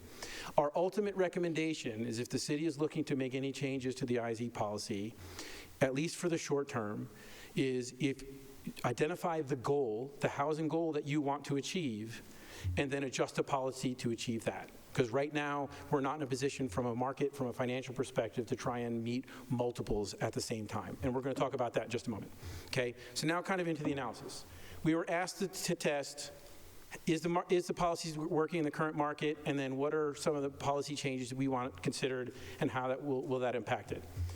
For the current policy, we broke the city down into sub-areas, because I'm sure you're all very aware, different parts of the city have different market potential and different opportunities. And so we want to look at that and see, how is the policy working, not just overall as the city average, but in different areas. The three considerations that we're going to talk about primarily tonight are, how can we deepen subsidies? That was one of the questions we were asked, to get to lower AMIs. In particular, how can we get down to households at 30% of AMI? And then what's the potential to expand to serve more larger households with like 3-bedroom units? So I'm not going to spend a lot of time on this. When I talk about the sub-areas, these are the sub-areas. The colors on the map delineate the different areas of the city. We worked with staff to make sure that those were accurate, both from a market perspective and understandable, but you're more than welcome to refer back to these. Next slide, please. The punchline that we learned when we looked at the analysis of your current policy is, right now, the market is very challenging in most of the city. As you can see there, and by the way, just for record, green means it meets or exceeds market expectations. Red means it's below what market expectations are in terms of return for developers. And so what we learned is that outside of, sorry about that. Outside of Union Square and East Somerville, it is very challenging to do for-profit, non-subsidized housing projects in the city. And I mentioned earlier about size of project. You can see as the project gets smaller, that impact becomes more substantial. And so smaller projects are adversely impacted by the current policy. And so, next slide, please. So what came out of this for us is the consideration from the city to adjust the inclusionary requirement based on where you are in the city. There's a number of clients that we work for where they instead of having a single blanket 20% for the entire community, we say we recognize there are differences in markets, and we're recommending that you consider maybe lowering those requirements in different parts of the city based on the challenge to be able to do those projects. If that is not palatable, and we understand that there's realities to all these decisions, we encourage you to consider to be able to potentially use financial inducements, either tax abatements or investments from the Housing Trust or other sorts of funding to help make those projects in those other parts of the city work. I want to go back to the very first point I made, which is we are not proportionally distributed of our affordable, our income-controlled housing, the north and the west area of the city is the most financially challenged to do projects and the least representative. And so this is one of the reasons why we came to this recommendation, is how can we make it so that there's more opportunities in parts of the city where maybe there isn't access or choice for households earning less than 120% of AMI. Next, please. So the first one I want to talk about is deepening affordability by removing Tier 3. So effectively what we were asked to look at is, what if we got rid of Tier 3, which is the 110% of AMI, and we just kept the 50% of AMI and the 80% of AMI tiers? And so what that would mean is those units that were going to be at 110 are going to be redistributed between the 80 and 50. Well, as you can imagine, when I'm lowering the revenue without changing anything else, it creates greater financial infeasibility for development. And so that's going to be very, very challenging. I want to remind folks that the reason why Tier 3 was, for those of you who don't remember from me or RKG, the last time we did this study with you a few years back, is one of the reasons why Tier 3 was included, because without it, it created financial challenges, and doing so again, it would do the same thing here in the community. Next, so our recommendation is, if you're going to remove Tier 3, consider reducing the set-aside, the inclusionary requirement from 20% to 16%. So what that does is you're saying, all right, you're going to have to provide us with lower-priced housing. In exchange, we're going to make you provide less lower-priced housing. So it creates a financial balance. And it's what we in RKG define as revenue neutral, meaning we're going to create an additional cost to you, and then we're going to give a relief so that you can get that cost back so you're not harmed in any way. So that's a recommendation if you wanted to go to getting rid of the 110% tier. If lowering the requirement isn't an option, once again, it goes back to financial inducements. But at the end of the day, what we learned is if the city wants to try and get to lower incomes, it's going to have to either provide some relief in how many units we have to provide or provide some financial inducements without running the risk of creating adverse impacts on the marketplace. Please. Thank you. The next was looking at specifically at 30% of AMI households, and so we did two different analyses. One was changing the 110 to 30, so changing Tier 3. So instead of 50, 80, 110, it was 30, 50, 80. And then the other one was adding a fourth tier, which, by the way, for the record, I do not recommend. It's complex enough with 3.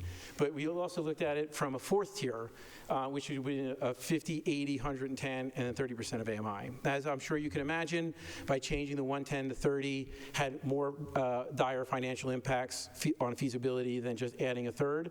However, by adding the fourth tier at 30% of AMI, you still had some of the challenges that we heard from the market, which is trouble finding tenants at 110% of AMI, particularly for rentals. The reality is there is choice in this community at 110% of AMI for units that doesn't require me to get income verified or to continually get income verified, and to frankly to live in a unit that's deemed income restricted.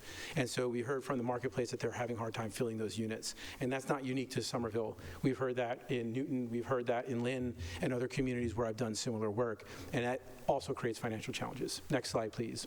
So our recommendation right now is to not try and get to the 30% of AMI.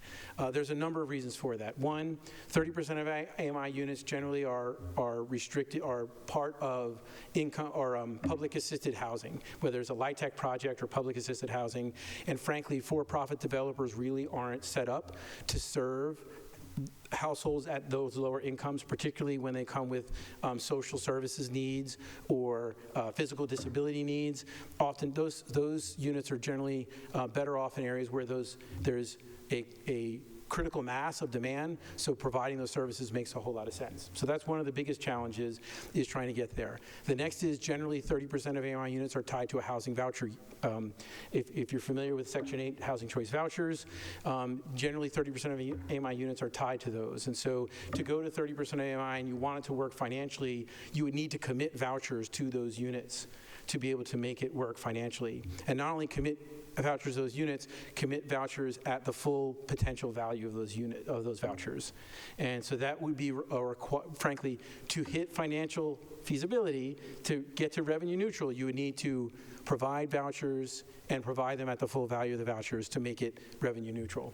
And I will say, one more thing, I'm sorry about that. One more thing is, Right now, we are in uncertain times about how the federal government is going to be continuing to fund housing programs.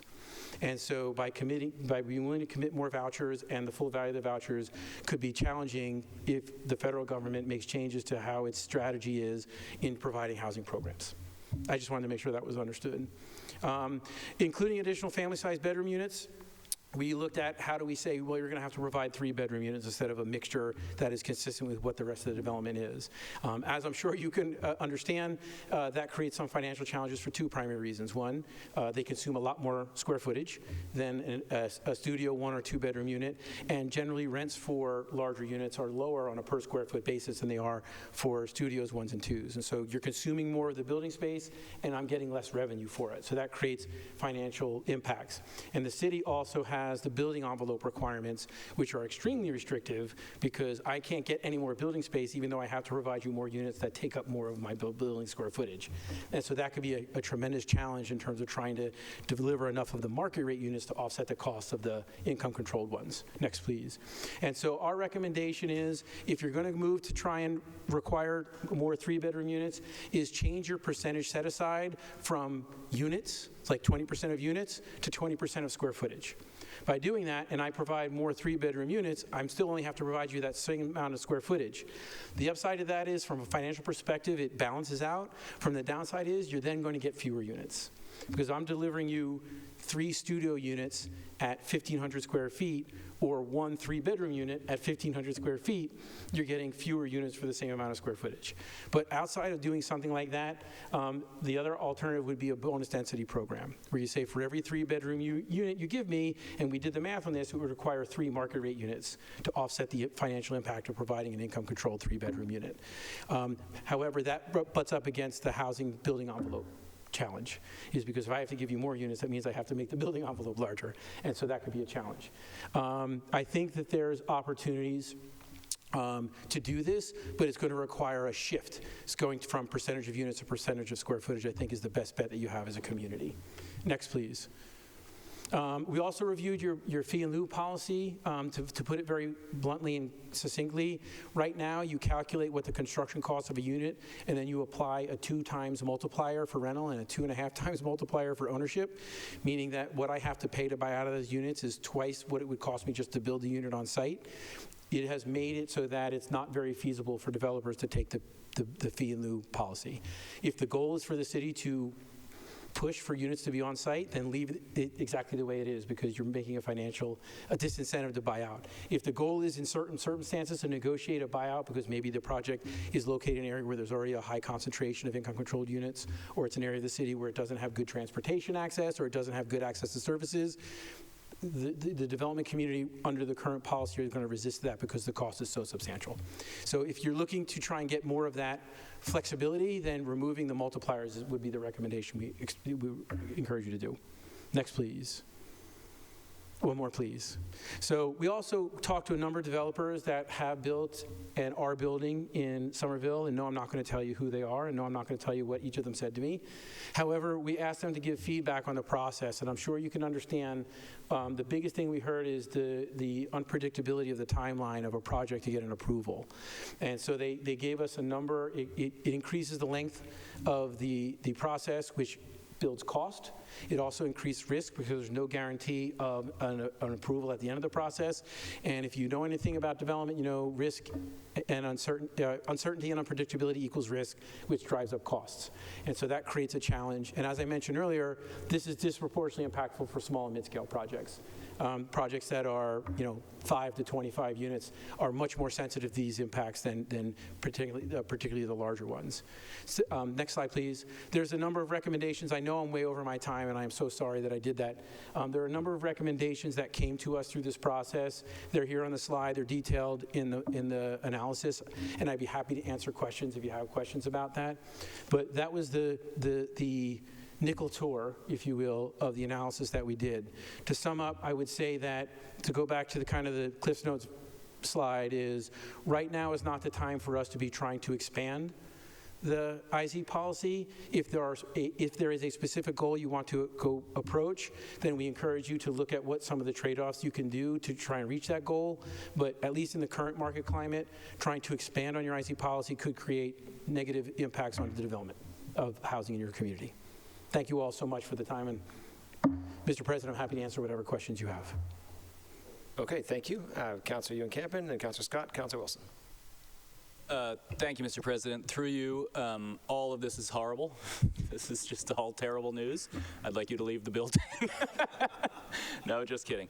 No, I hate these studies. You know, we get these, we've had 3 or 4 since I've been on the council, and they're helpful because they put numbers and facts to what we all know is going on, and they kind of just make a really, really stark demonstration of how bad it is. And in this case, you know, we're at a really, really difficult point in the market, so it also makes it really difficult for us to imagine kind of creative new solutions. So I'll just say out of the gate, I know that this is not going to surprise anybody here, and I don't think anyone would propose it, but the idea of different inclusionary rates for different part of the city, that is not something that I support. I tend to think this stuff is cyclical. A lot of work went into the policies we have now, and a time like now is not a time to freak out and try to dramatically change our policies.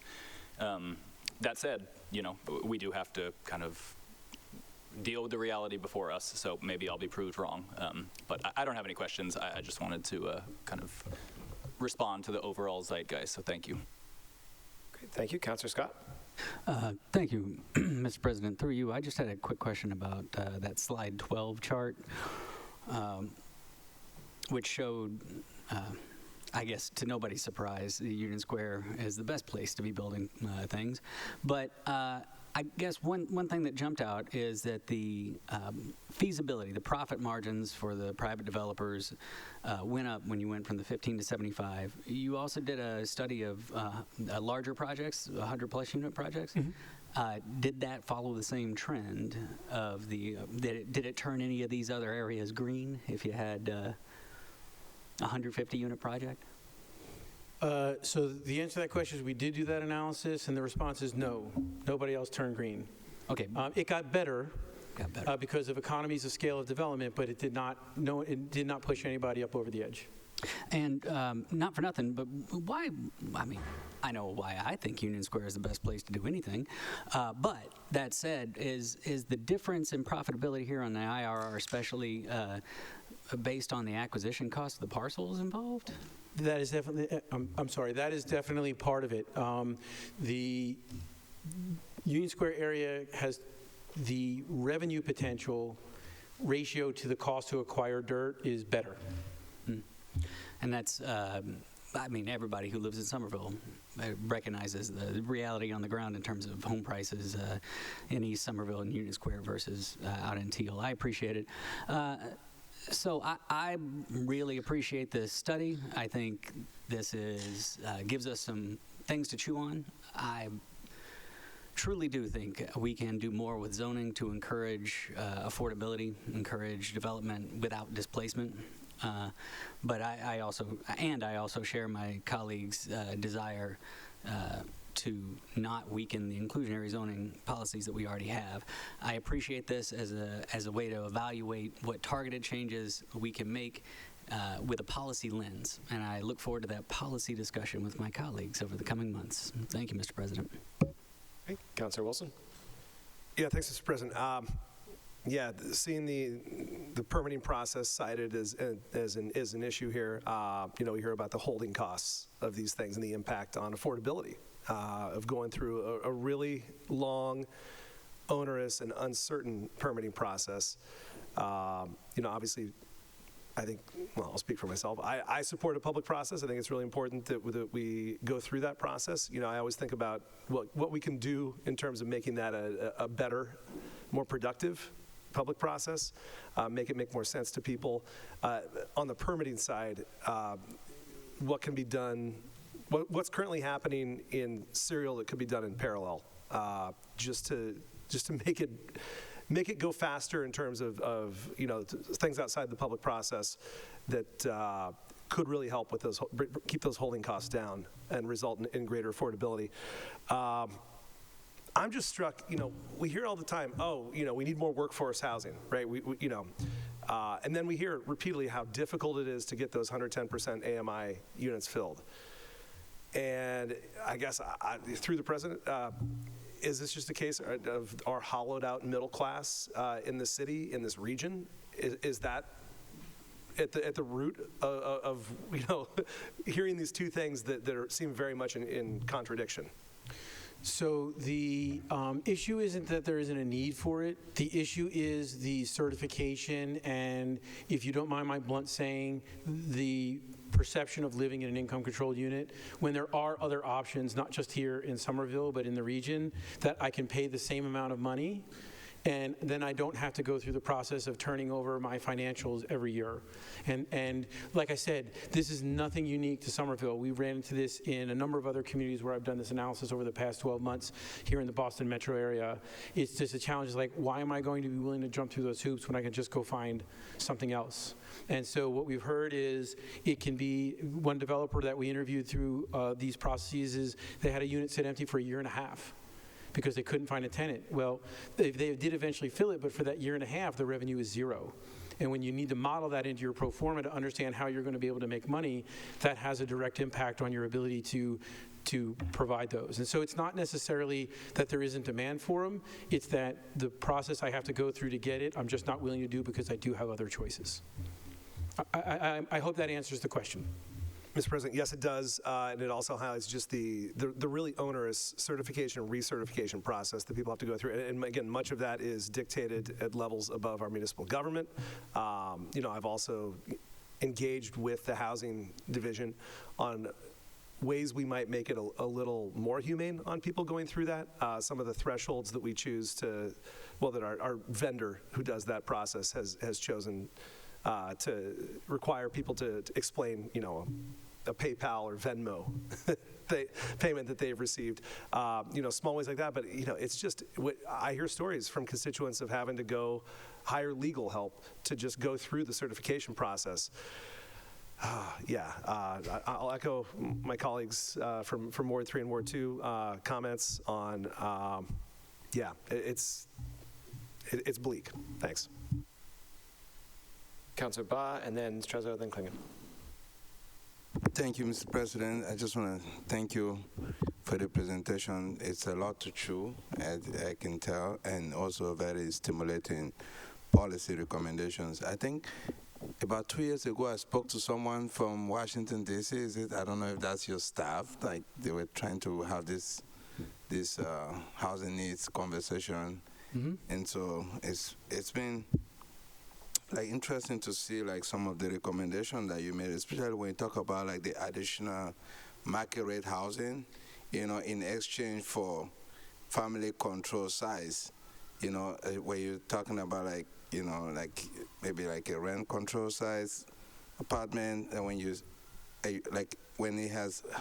Can you explain that also when you mentioned requiring 3-to-1 ratio, of to reach the revenue neutral return? What is that? How does that look like in practice? Sure. So your first question is around the unit sizes. Is if I'm developing a property and I'm limited to 50,000 square feet of building space, and I have done my math and I bought the property based on expecting to get 50 units, and I'm just making that up for the sake of the conversation. If I'm asked or required to deliver more units that are larger than 1,000 square feet, then obviously I'm going to get fewer units. And so that has a financial impact on a project. The second part of that is larger income-controlled units, 2 and 3 bedroom, on a per square foot basis, pay less than studios and ones. And so not only now I have to give up more of my building space, I'm going to get less revenue for it. And so that has a financial impact. So that's the answer to your first question. Your second question about the bonus density is, when we included an additional 3-bedroom income-controlled unit, we then started adding market rate units to see how many more were necessary to get the return back up to where it was before we added that additional 1 3-bedroom income-controlled unit. And on average, what the math came out to was, if I'm going to say, all right, you have to give me a 3-bedroom unit, then I need to give back to you 3 market rate units so that it can create enough revenue to impact the cost that I am going to have to bear of having to deliver that 3-bedroom unit. And so the alternative to doing bonus density, because I understand the sensitivities around building envelopes, is to transition from percentage of units that have to be income controlled to percentage of square footage. So in my 50,000 square foot example, I would owe 10,000 square foot of income controlled housing units. That could be 10 1,000 square foot 2-bedroom units. That could be 5 2,000 square foot 3-bedroom units. That could be 20 500 square foot studios. We can talk about the mix of the units based on that square footage, but by doing that, I am limiting the impact of what the income controlled units have on the financial feasibility of the project.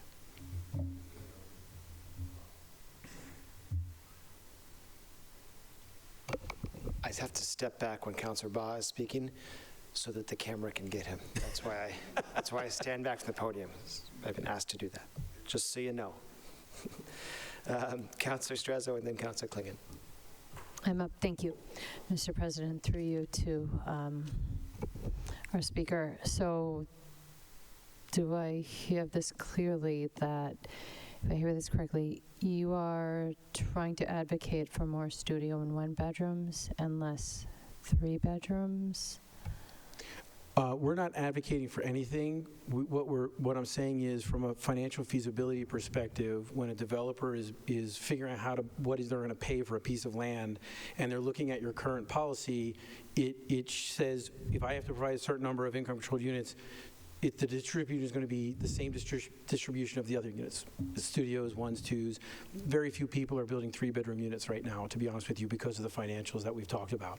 And so we're not advocating for anything. What we're saying is, if we choose to regulate the requirement of 3-bedroom units, there has to be some sort of trade-off if we want to mitigate the financial impact. Thank you, Mr. President, through you. I get that, but the reason we have the need for 2 and 3 bedrooms is because we have so many families that can't stay in the city. So the whole purpose of them being there is so we can stabilize and maintain more 2 and 3 bedroom families that need that. So I am absolutely not in favor of that at all. And I am not even comfortable having this conversation without our Director of Housing and Office of Housing Stability as well in this conversation, because we need to really consider, I get from a construction and an infrastructure decision, but however, we need to figure out how this would impact things and what they've seen, what they're going to see, and what next year will present. I am not comfortable not including them in this as well with any decision-making policy that can go forward. And I don't support eliminating inclusionary zoning in certain ways. I know that. I'm grateful for the conversation, but I'm not willing to have that without those directors present. Thank you. Councillor Klingon. Thank you, Mr. President. Through you, thank you for the presentation. You know, I know that, I mean, it sounds like some tweaks are worth considering. I stand with a colleague from Ward 3 that I definitely don't want to see different percentages in different parts of the city. And I also think it's cyclical to some degree. You know, I mean, one of the things I want to name is that, like, basically, even with the 110 AMI, I know people who turn down those units because when you start to add in all the other fees, like now the developers are having a water meter on the unit as an individual unit. They have these like service fees, which is like for trash and everything.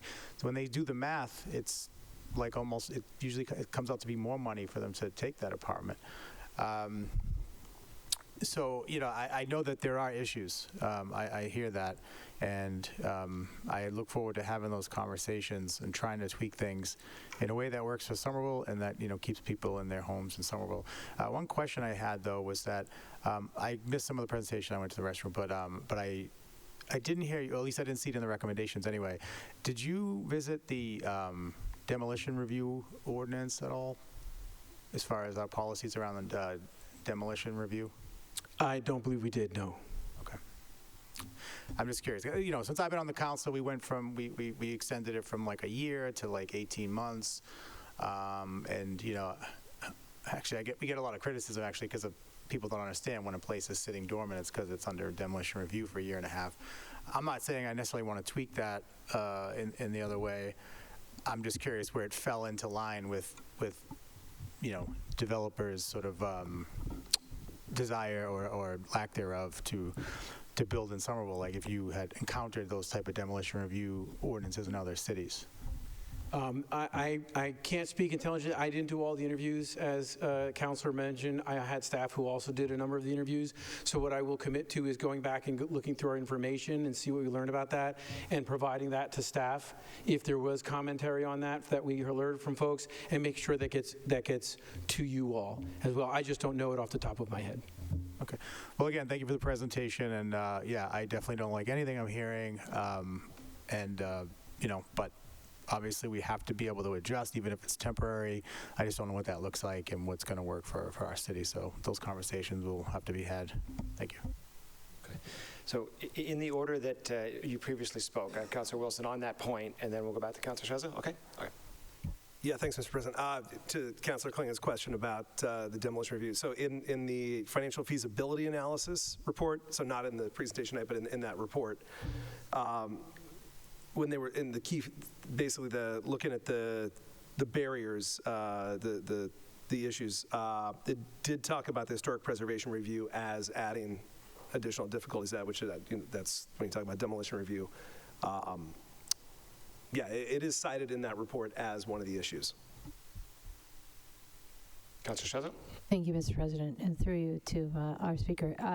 And I do think that 110%, 110% AMI, I think there is room for tweaking it, because I do, in my first term, I served on the Affordable Housing Trust Fund, and I know that there were issues filling those units back then, and that was 3 terms ago. So yeah, exactly. People, they're essentially market rate units, and why would anybody who's awarded a market rate unit can afford a market rate unit, why would they want to do a 110% AMI and have to go through the very long and arduous recertification process? I get that. I'm just concerned that I don't want to pull the wrong thread on the sweater. That's what I'm scared about. So, yes, we have to have this conversation. I don't want to tweak things without a conversation, like I said, with the other directors, but yeah, I'll stop there. Okay. Mr. Vice President, will you take the podium for a moment?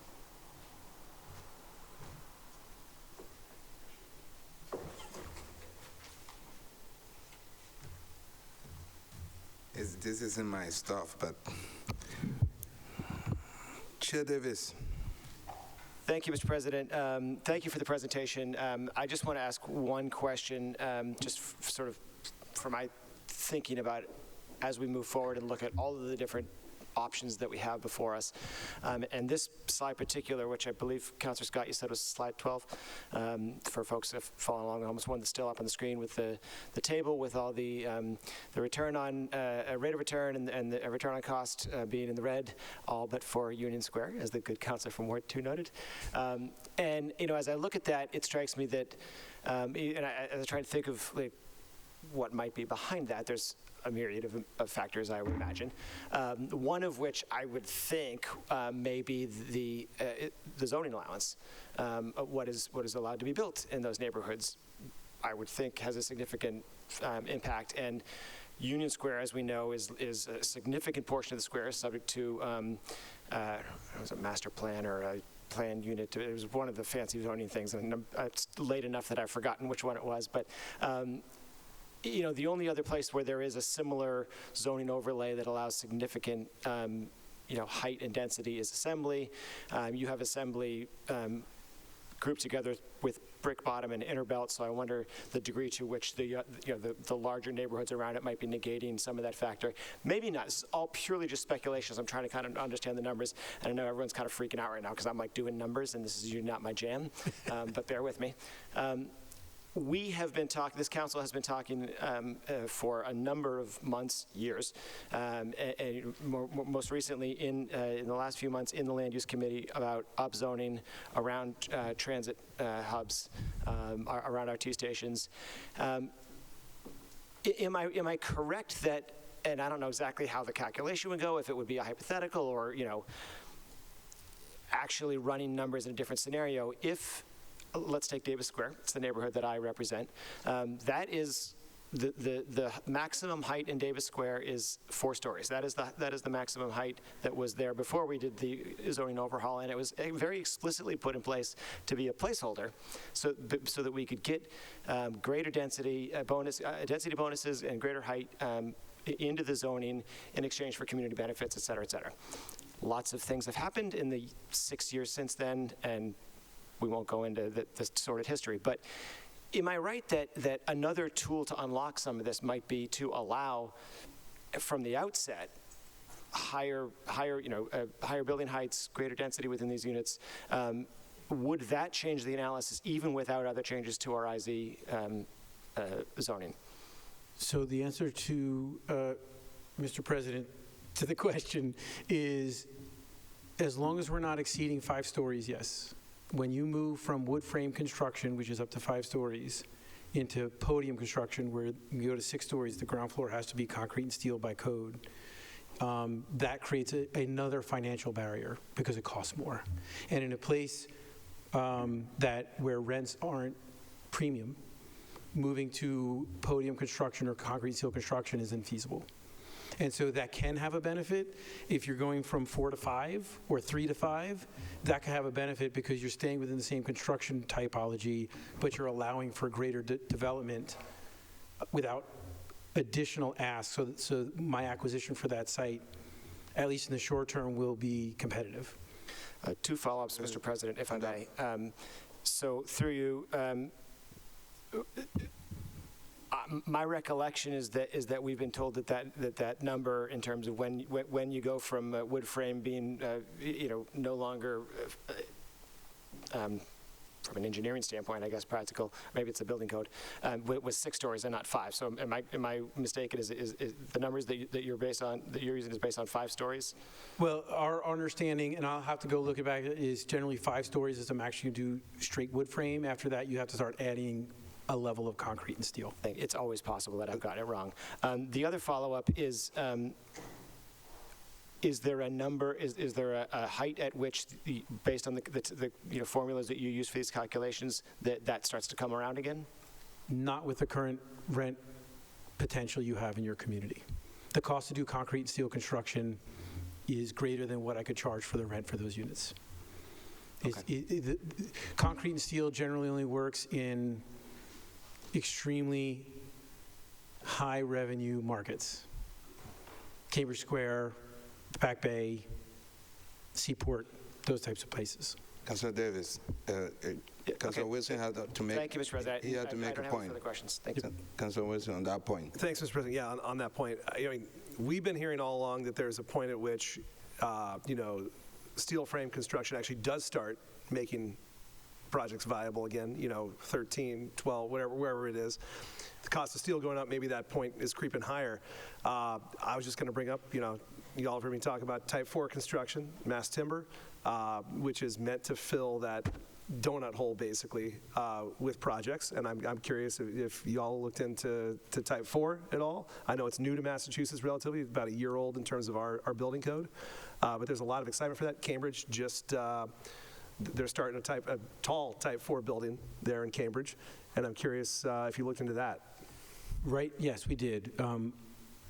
Based on the most recent information we looked at, type 4, the mass timber cost differential to traditional concrete and steel isn't substantial. It is a little bit of a savings, but not enough to overcome the feasibility impacts of the current rent thresholds that we're experiencing in most of Somerville.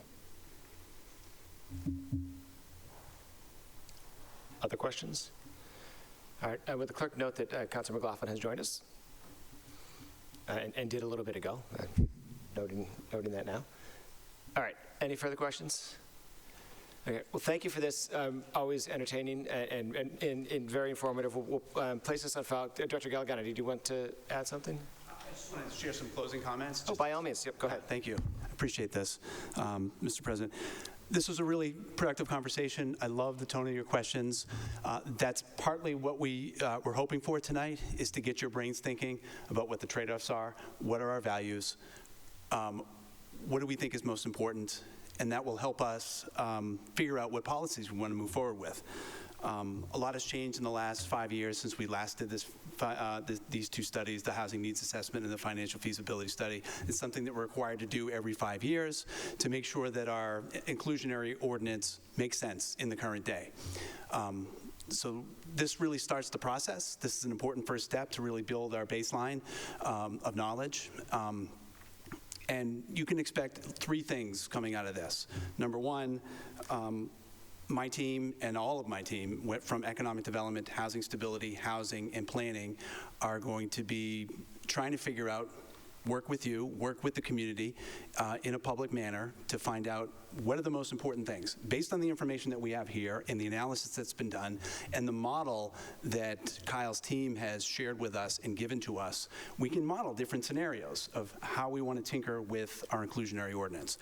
My team, my entire team, is going to be working on that over the next couple months, and we'd love to have a community conversation, work closely with the council to figure out if there's something that we really want to aim for in redesigning and modifying our inclusionary ordinance for the next 5 years. And if there's something there, we want to work on it. We want to work with you to figure out how we can make our inclusionary ordinance more impactful moving forward. Number 2, we have a number of projects in the community that are shovel-ready, but the finances don't quite work. And that is another thread that we want to explore over the next couple months. Are there projects that we can jumpstart and get going if we looked at additional subsidy, probably most realistically in the form of tax breaks, like the strategy we used for 299 Broadway, and similar to what we used in offering to induce Transmedics to come to the city.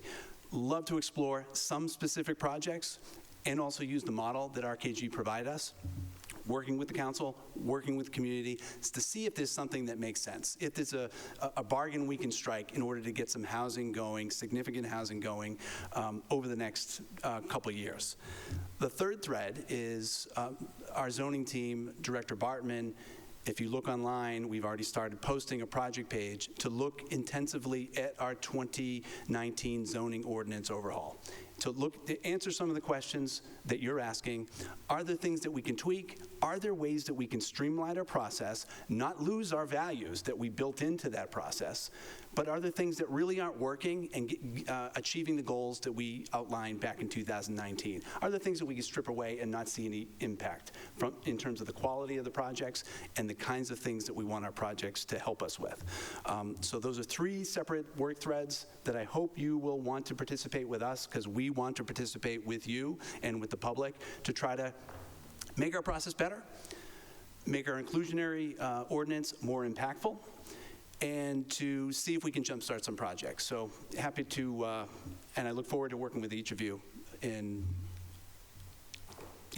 hopefully all 3 of those threads. Thanks.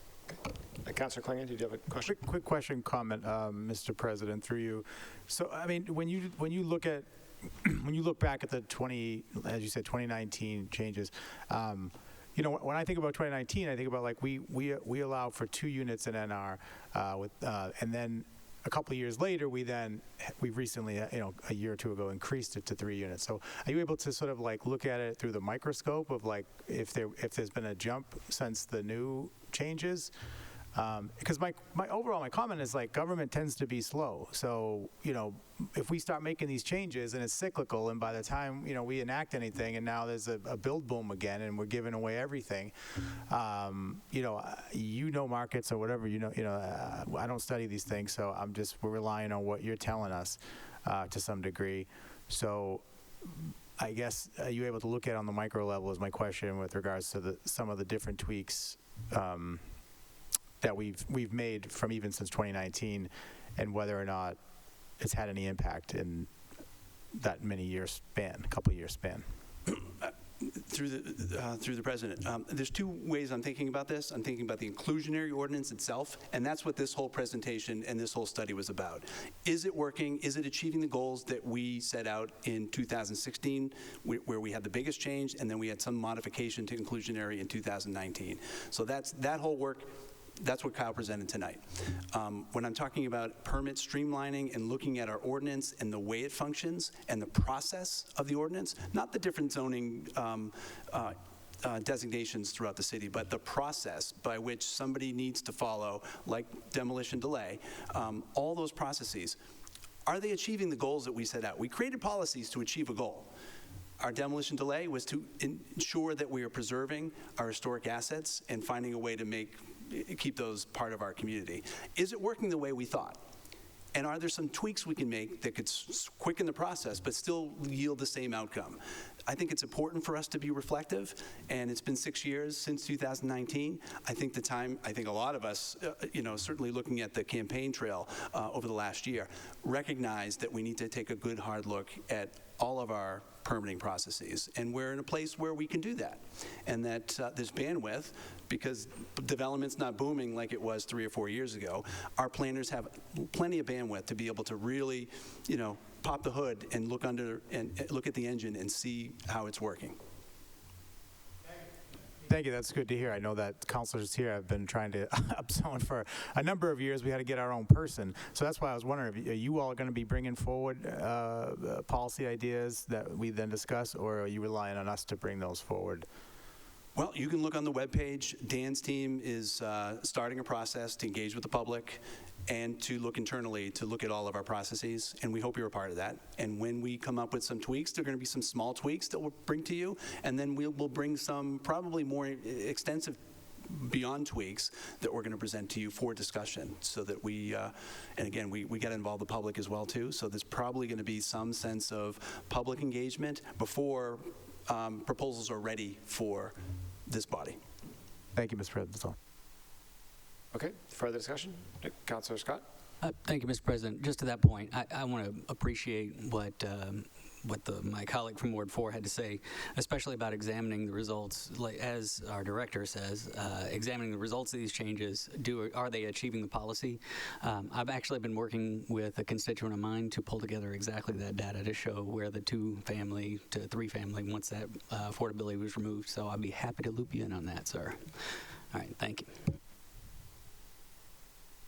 All right, seeing no further discussion, that will be placed on file. Thank you. Thank you for your time. One more thing. Hold it. Take it back from the file. Anybody interested, if you do a Google search for Stephanie Hirsch, there's a Medium article, and then she links it to her Microsoft document page, and her housing hackathon that she had back in 2017 and 18. I mean, there's still a lot of great ideas in there. So it's a really good read. She was great. That is all. All right. Thank you, Director. And thank you. That item is placed on file. And Councilor Bradley, you have someone here to speak still on item 9.5. I know it's dragged on a little bit here, but I don't want to make people wait longer if they are still here. Through the chair, they are still here. It's not I have it. It's his. Yes, I misspoke. You became aware of the folks here and you raised it, so I appreciate you doing that.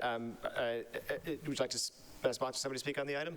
Yes. So, yes. Madam Clerk, if there's no objection, we'll take item 9.5 out of order. Item 9.5 is a public communication from 52 registered voters submitting a petition requesting a public hearing regarding out of the blue community art space at Arts at the Armory pursuant to Section 2-11 of the City Charter.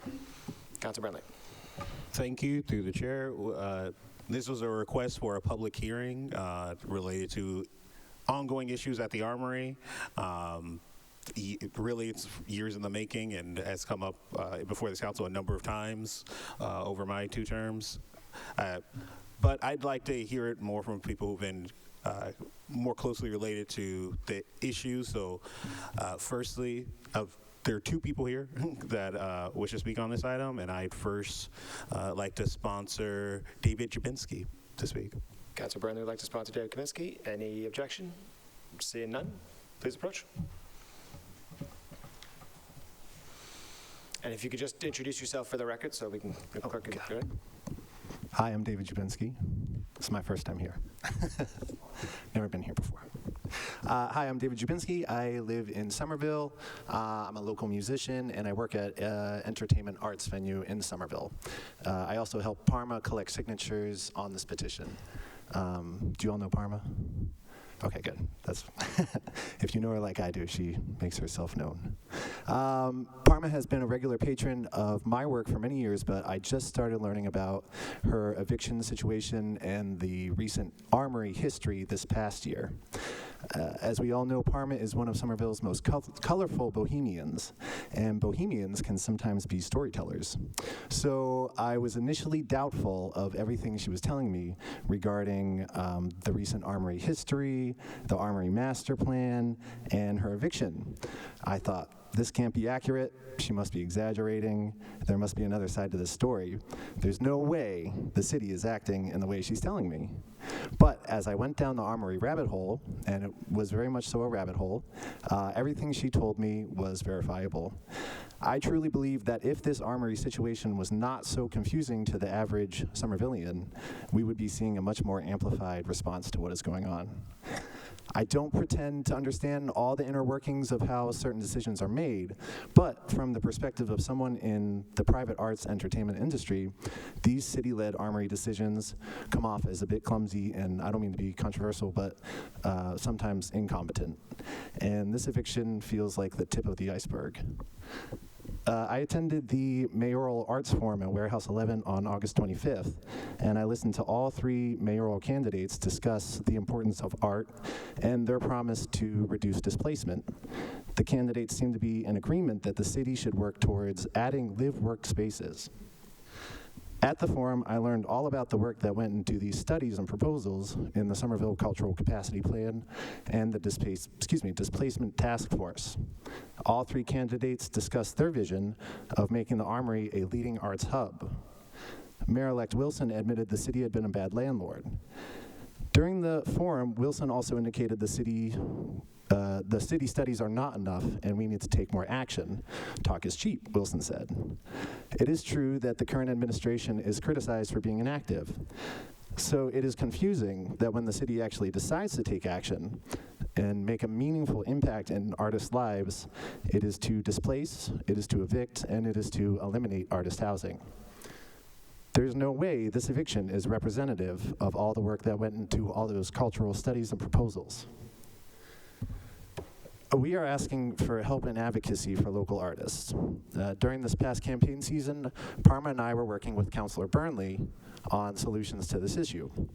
Had he won the election, Burnley indicated he could have potentially used executive action to keep Parma's apartment designated as artist housing. Is that true?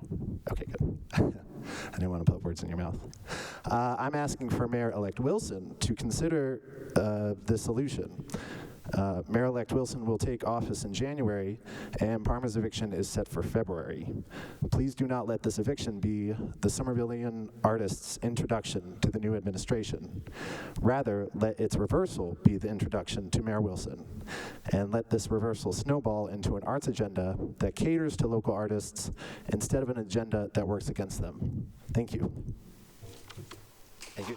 Can I, while you're here, can I just a clarification, just for the record, and I think it's pretty clear, but the materials that were filed, the signatures, don't mention a public hearing.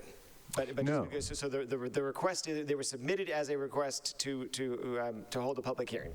Is that correct? That's correct. Okay, good. So just we got that on the record, since if anyone's reading it, it doesn't actually say public hearing anywhere. Want to make sure we close that loop for the records. Very well. Thank you. Thank you very much. Councilor Burnley? Thank you, and I'd also like to sponsor John Jay to speak. All right, thank you. Please introduce yourself for the record. Hi. Thank you, Willie. This too is my first time speaking at a council meeting. Hello, councilors. Y'all may have seen me around town.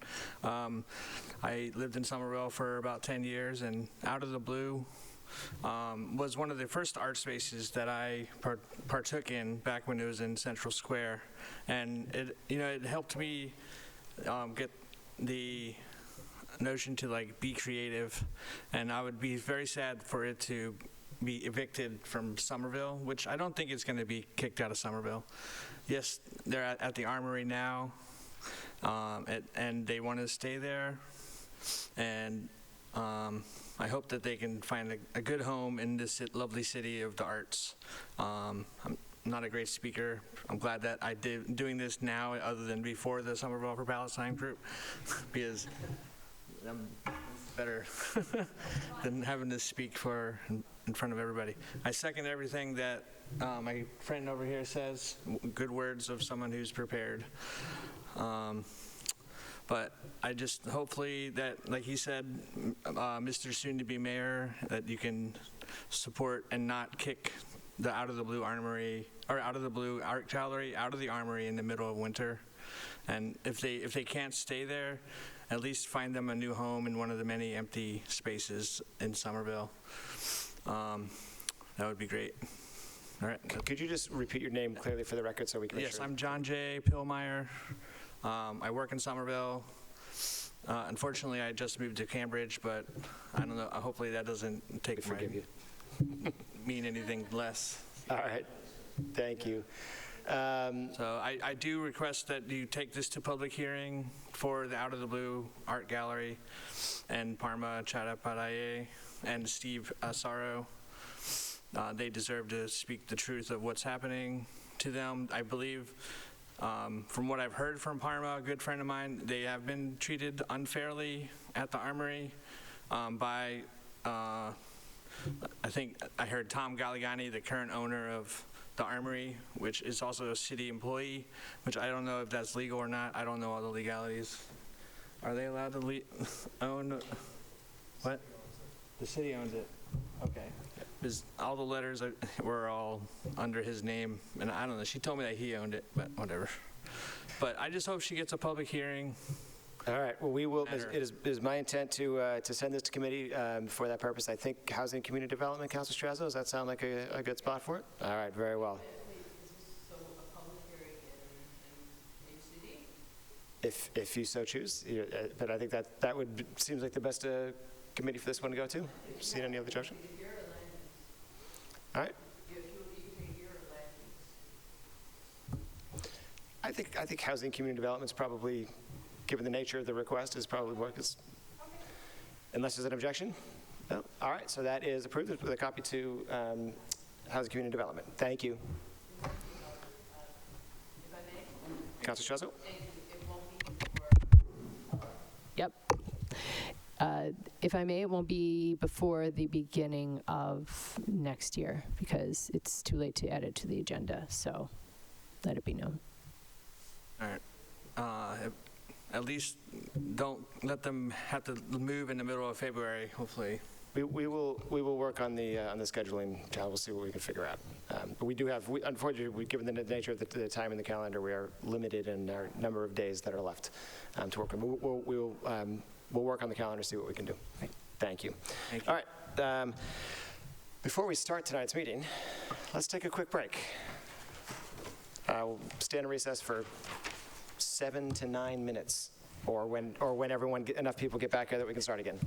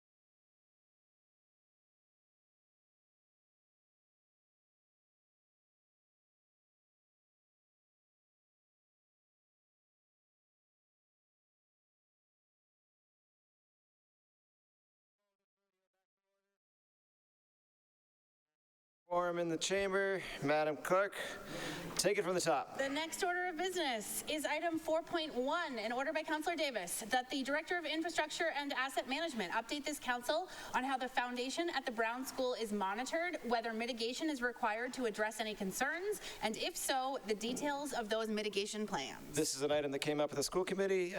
Seeing no discussion, that item is approved, and with the copies to school buildings, facilities, and maintenance. Item 4.2 is a communication by Councillor Davis in his capacity as president, conveying this council's updated standing and special committee assignments and commission appointments for 2025. That item is placed on file. Item 4.3 is a resolution by Councillor Strezzo that the administration and relevant city departments discuss the cost and work required to get the Founders Rink reopened and functioning.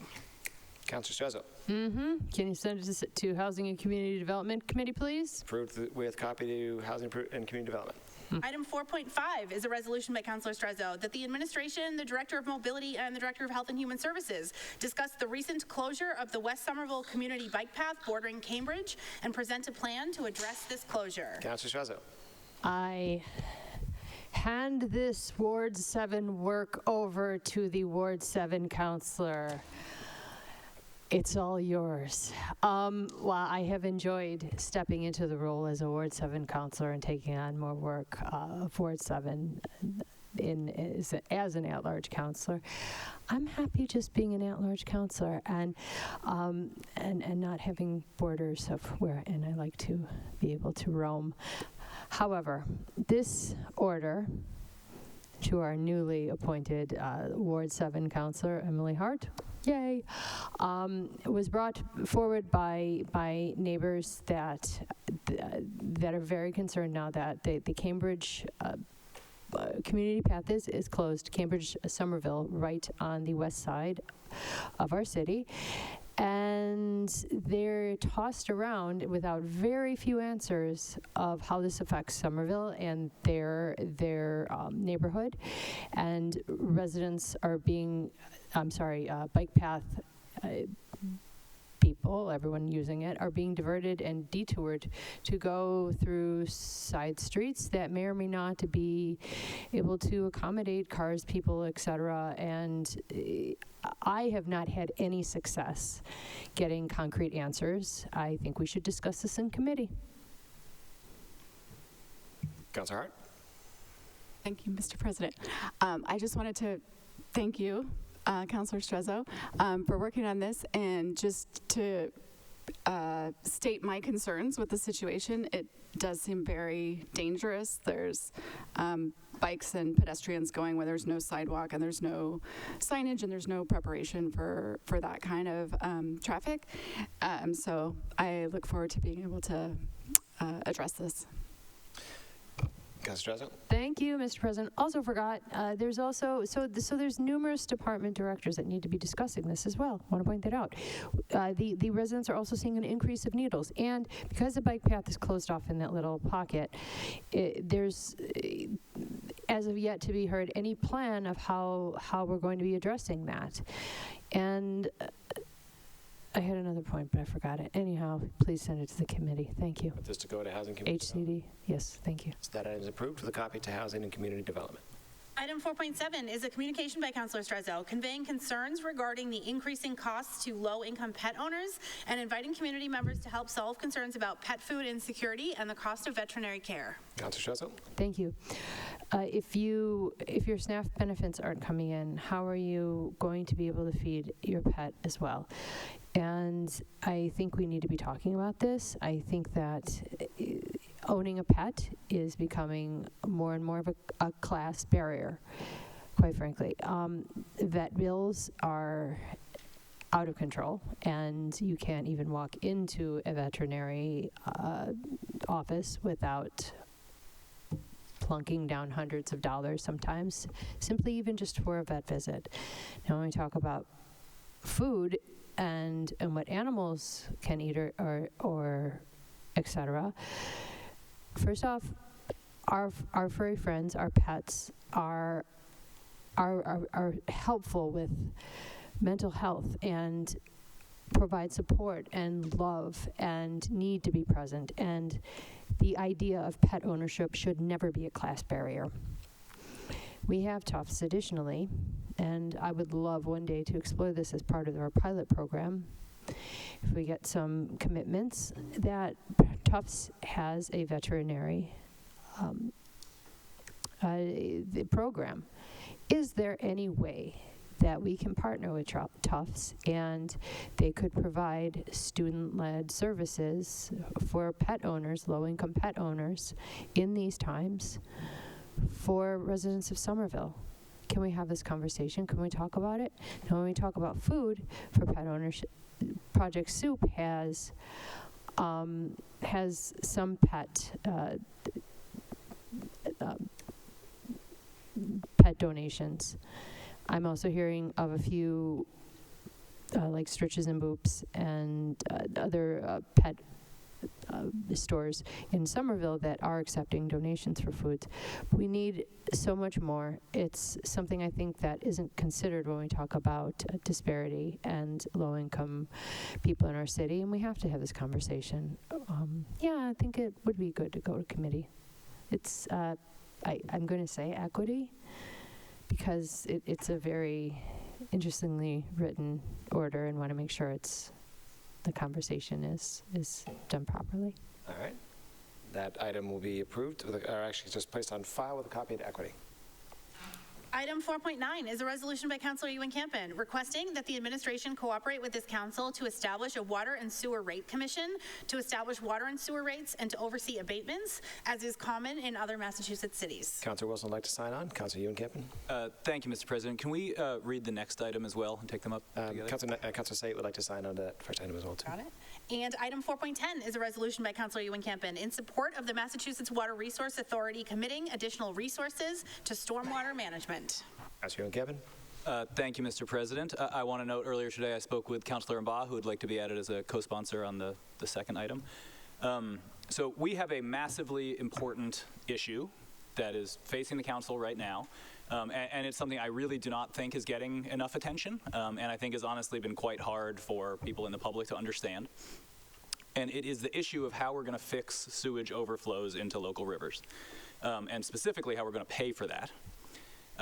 So I have two items on tonight's agenda. First, I want to talk about a resolution about paying, and then I have a second proposal on what I think is a better way for us to set water rates. So to talk about sewage and the costs.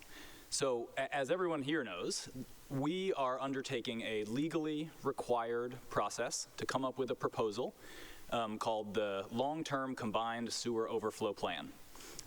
This council has received many long, probably 200 or more PowerPoint slides from Director Raish, incredibly technical presentations about a series of infrastructure projects that are designed to address the fact that raw sewage after large storms goes into the rivers, Alewife, Mystic, Charles. The city, together with Cambridge, with the MWRA, is proposing a series of incredibly expensive, massive infrastructure projects that we will be legally required then to do. And I think, honestly, a lot of people in the public, they know about the problem, but when they start hearing the details of these proposals, it's so technical and complex that people kind of throw their hands up. So I really want to clarify this and what I think the kind of message is. The deal is, cities like Somerville are being put in a completely impossible situation. We are required to cover the lion's share of the costs of this infrastructure, of reducing sewage going into rivers. The MWRA, that's the Mass Water Resources Association, they don't significantly contribute to stormwater issues, right? They handle clean drinking water, sewage treatment, Deer Island, but they don't pay for the stormwater related, the sewage overflows, and so a huge percentage of that cost comes onto us. And the costs are astronomical. And what this means for the public, if you look at the plan that Director Raish gave to this council, there's a slide where he says, we expect rate increases for water and sewer bills over the next 5 years, annually, 15 to 20% increases a year for 5 years minimum. You can do the math, that's basically tripling water bills in 5 years from where they are now, which is already, has been very difficult. So when I say I don't think that's going to happen, that's not like me making a threat of what I'm going to do. I'm just describing a political reality that is not going to happen. There isn't a city council in the world that is going to voluntarily raise rates triple in 5 years and keep their seats. You do not have to be a political genius to understand that fact. So the issue is, even if we did magically get all that money to pay for this stuff, the plan is not even good enough. I know that colleagues have met with the river associations that actually work on this stuff. They are like fuming mad because while these obviously make improvements, they do not eliminate sewage going into the alewife. They make it less frequent, but they don't eliminate it, and other rivers as well. So that's what I say, why I say it's an impossible situation, right? We're being asked to spend basically an impossible amount of money to burden ratepayers to do a project that's not even good enough. So what is the solution? I think it is extremely straightforward. The MWRA needs to pay more. I think they need to get much more actively involved in funding this plan right now, the Alewife Brook plan, as well as more generally. So right now, they're controlled by their enabling legislation set up in the 1980s that gives them very kind of strict guidelines on what they do and don't get involved in, and I personally think that should be addressed. This is a state-level action, but the issue is that the stormwater issues that cause the sewage overflows, they're not caused by Somerville alone. They happen regionally across, the storms don't care, the municipalities, right? The issue, kind of in terms of just basic physics, is controlled by this huge area, and the economies of scale, the kind of sharing the burden among all these communities needs to be controlled by some kind of regional authority. So the purpose of this resolution is just to drive home a really simple message and to clarify the ask. We need the state to take action so that the MWRA steps up to help cover the costs of planning and building the stormwater and sewage overflow plan. Because right now, we are just being put in a completely impossible situation, and it is not going to end well. That is, I just hope that we can kind of simplify that message for the public. I'll take a pause before talking about the water rates. Okay, Councillor Strez would like to sign on, Councillor Sate would like to sign on, Councillor Burnley would like to sign on, Councillor Hart, sign on or speak? Okay. And Councillor Wilson, the whole council. I have Councillor Ba, Councillor Klingon. We'll start there. Thank you, Mr. President, and thank you, Councillor Ewen-Campion, for that elaborate, talking points about this, because the way we've seen this, we've heard it loud and clear, even from the last presentation that we saw.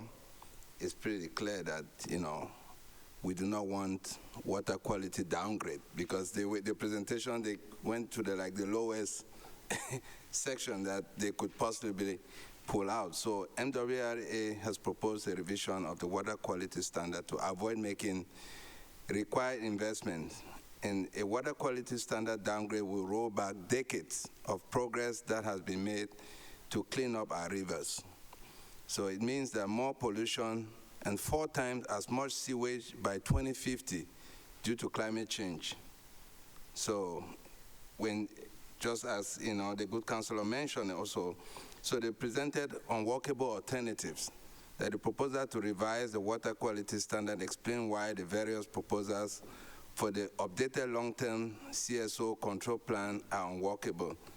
And these were designed to be rejected for a number of reasons, including level of control, cost, construction impacts to the resource area, and community impacts. Such unworkable plans will support downgrading the water quality standard, permitting more raw sewage in our rivers. We cannot sit here and watch. And if you look back 25-year level of storm control, that dimension that was needed, it's pretty clear that they will not even achieve that. So there's no need for a water quality downgrade, because DEP even will not even allow that. So it will be really crazy if actually the analysis allowed that to happen. So, and the next thing, like the good councillor said, is that we want MWRA to be able to pay for this. So the MWRA was created for the state legislature in 1984 to tackle the region's greatest environmental crisis, that is sewage pollution, sewer infrastructure failures, and decades of mismanagement. MWRA was empowered with a dedicated funding mechanism for infrastructure upgrades through sewer rate increases. For example, the Boston Harbor cleanup was mostly paid with MWRA funding through rate increases. So those rate increases in the 80s and in the 90s raised about $5 billion, funding historic improvement at the Deer Island treatment plant, reducing combined sewer overflows. So there's a precedent. And it was actually created for the purpose of fixing the sewage pollution. That's why I repeated it on the floor, and then, why it's true, unorthodox means. But the pollution problem in Boston Harbor, if you see the Charles, the Mystic, the Alleyway Brook are all part of that effort. Like everybody's all lumped into it. I'll wrap up my editorial here by, saying like, MWRA's responsibility for the Alleyway Brook sewer system, the two large interceptors, Alleyway Brook conduit that was built in 1948 and the Alleyway Brook branch sewer built in 1896 belong to MWRA. So the Alleyway Brook pump station at Dearborn Field is owned and operated by them as well. So according to their consultant, the regional sewer system simply cannot move this much sewage during storms. When it rains, the Deer Island treatment plant reaches capacity. Chelsea Creek headworks backs up. Then the Alleyway Brook pump station is overwhelmed. At that point, raw sewage from Cambridge, Somerville discharges into the Alleyway Brook because it has nowhere else to go. So to wrap up, they can pay for this. There are millions of households in their sewer communities, and 35% of sewage flows are from non-residential customers, like businesses, restaurants that uses a lot of water. So MWRA funding projects using bonds with over 30 years amortization schedule at 5.25%. $1 billion isn't so much money when you can split up among million customers. So I think we will be watching how this conversation unfolds, but I think we are all on the same page that, and the thing that puzzles me before I wrap up is the fact that our director, who is like the director of infrastructure and asset management, is also the chair of MWRA. So when Director Rage was presenting, I wasn't sure if he was presenting on behalf of the city or on behalf of MWRA. So it was a very interesting, dynamic. But I think it would be nice to actually do that separation, even if it means him recusing himself, because we don't know where his loyalty is. But I'll leave it there. Councillor Klingon. Thank you, Mr. President. Through you, this is one of those problems that I feel like we inherited as a council. We did inherit it. I don't know when it started, though, historically. I hear the 80s in terms of, whether this was sort of a similar move by government when, like the MDC, how the MDC used to be the MDC, then they became DCR and MassDOT. So when government starts making these big shifts and making cuts and pushing costs back onto municipalities, as I said, we inherited this, and I appreciate the leadership by Councilor Ewan Campbell, because I've been sitting here for a number of years hoping and expecting that the city would, I don't know, maybe we weren't getting the banner that we were supposed to basically get together and push the state delegation to, I don't know, undo the enacting legislation. I don't know what that does to the MWRA on a statewide scale. Maybe they need to regionalize and I don't know. That's up to them to figure out. The bottom line is that it angered me when every time they would say, by the way, MWRA, they think we can actually pay more, like our people based on our income, the median income, we can actually afford to pay more. And as was said, these rate increases, we had to do a 30% increase with water 12%, or water 18, 12, sewer 12. We can't keep going like this. The thing I want to say, so you talk to people that used to swim in the Mystic River over by the boathouse. So you talk to people. I used to, when I was a kid, it was still a little bit cleaner. People used to fish. I used to fish in the Always Brook Parkway. I grew up in West Somerville for a time. And, you know, again, it's like all these 80s problems coming home to roost, like similar to the Winter Hill schools, similar to this time of like austerity or whatever it was that we're now having to push on our ratepayers. And it's time to reverse that. It's time to get, you know, Somerville does not have the money that some of its neighbors does, and that's not even fair for them to have to pay. But I'm just saying, for Somerville, this is a huge burden, and so I appreciate, you know, like I said, the flashing light must not have. Sometimes that's what it takes. Is one of us just be like, well, why are we accepting this as like, you know, and from my point of view, I kind of thought, well, I feel like the city would be advocating, you know, and sort of pushing us, and maybe we weren't getting the red alert banner. So I'm happy to support this and sign on, and I'm happy to support any you know, efforts towards pushing the state delegation, Representative Barber, and so on, or you know, or reversing this, the enabling legislation, whatever we have to do to make this right. So thank you for bringing this forward. Appreciate it. Thank you. One clarification, if I may, Councillor Ba. Quick confirmation of my recollection is Director Raish serves as the chair of the executive committee on the MWA Advisory Board, which is a separate entity from the MWRA, as I understand it, just so there's no confusion there. But we can certainly ask him for some clarification next time he's before us. Do we want these to go to committee? We want to leave them as until the next item, place them on file until the next item comes up? Councillor Klingon, where's my pen? So through you to Councillor Ewan Campen, have you talked to the state delegation at all? I mean, there must have been, I have to think Senator Jalen or somebody, this has to have come up, or, you know, is there any legislation in the works that we can support through a resolution at the state level? Ewan Campen? Mr. President, through you, we are very lucky that Representative Barber is actually the chair of the relevant committee. I haven't had in-depth conversations, and you know, I'm not sure that I should be the one to have those conversations. But I think our delegation is very informed on these issues, and you know, I certainly hope that we have these kind of move forward with some urgency now. Do we send something to the state delegation? A copy of something? Mr. President, the resolution asks for a copy to be sent to the delegation. All right, great.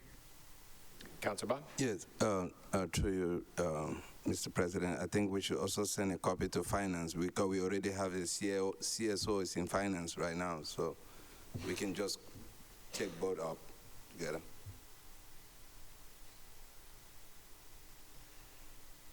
Any objection? All right, a copy will be sent to the state delegation as per the text of the resolution. Those items will both be approved with a copy to finance. And Mr. President, if it's all right, I would like to speak on the Water Rate Commission as well. Go right ahead.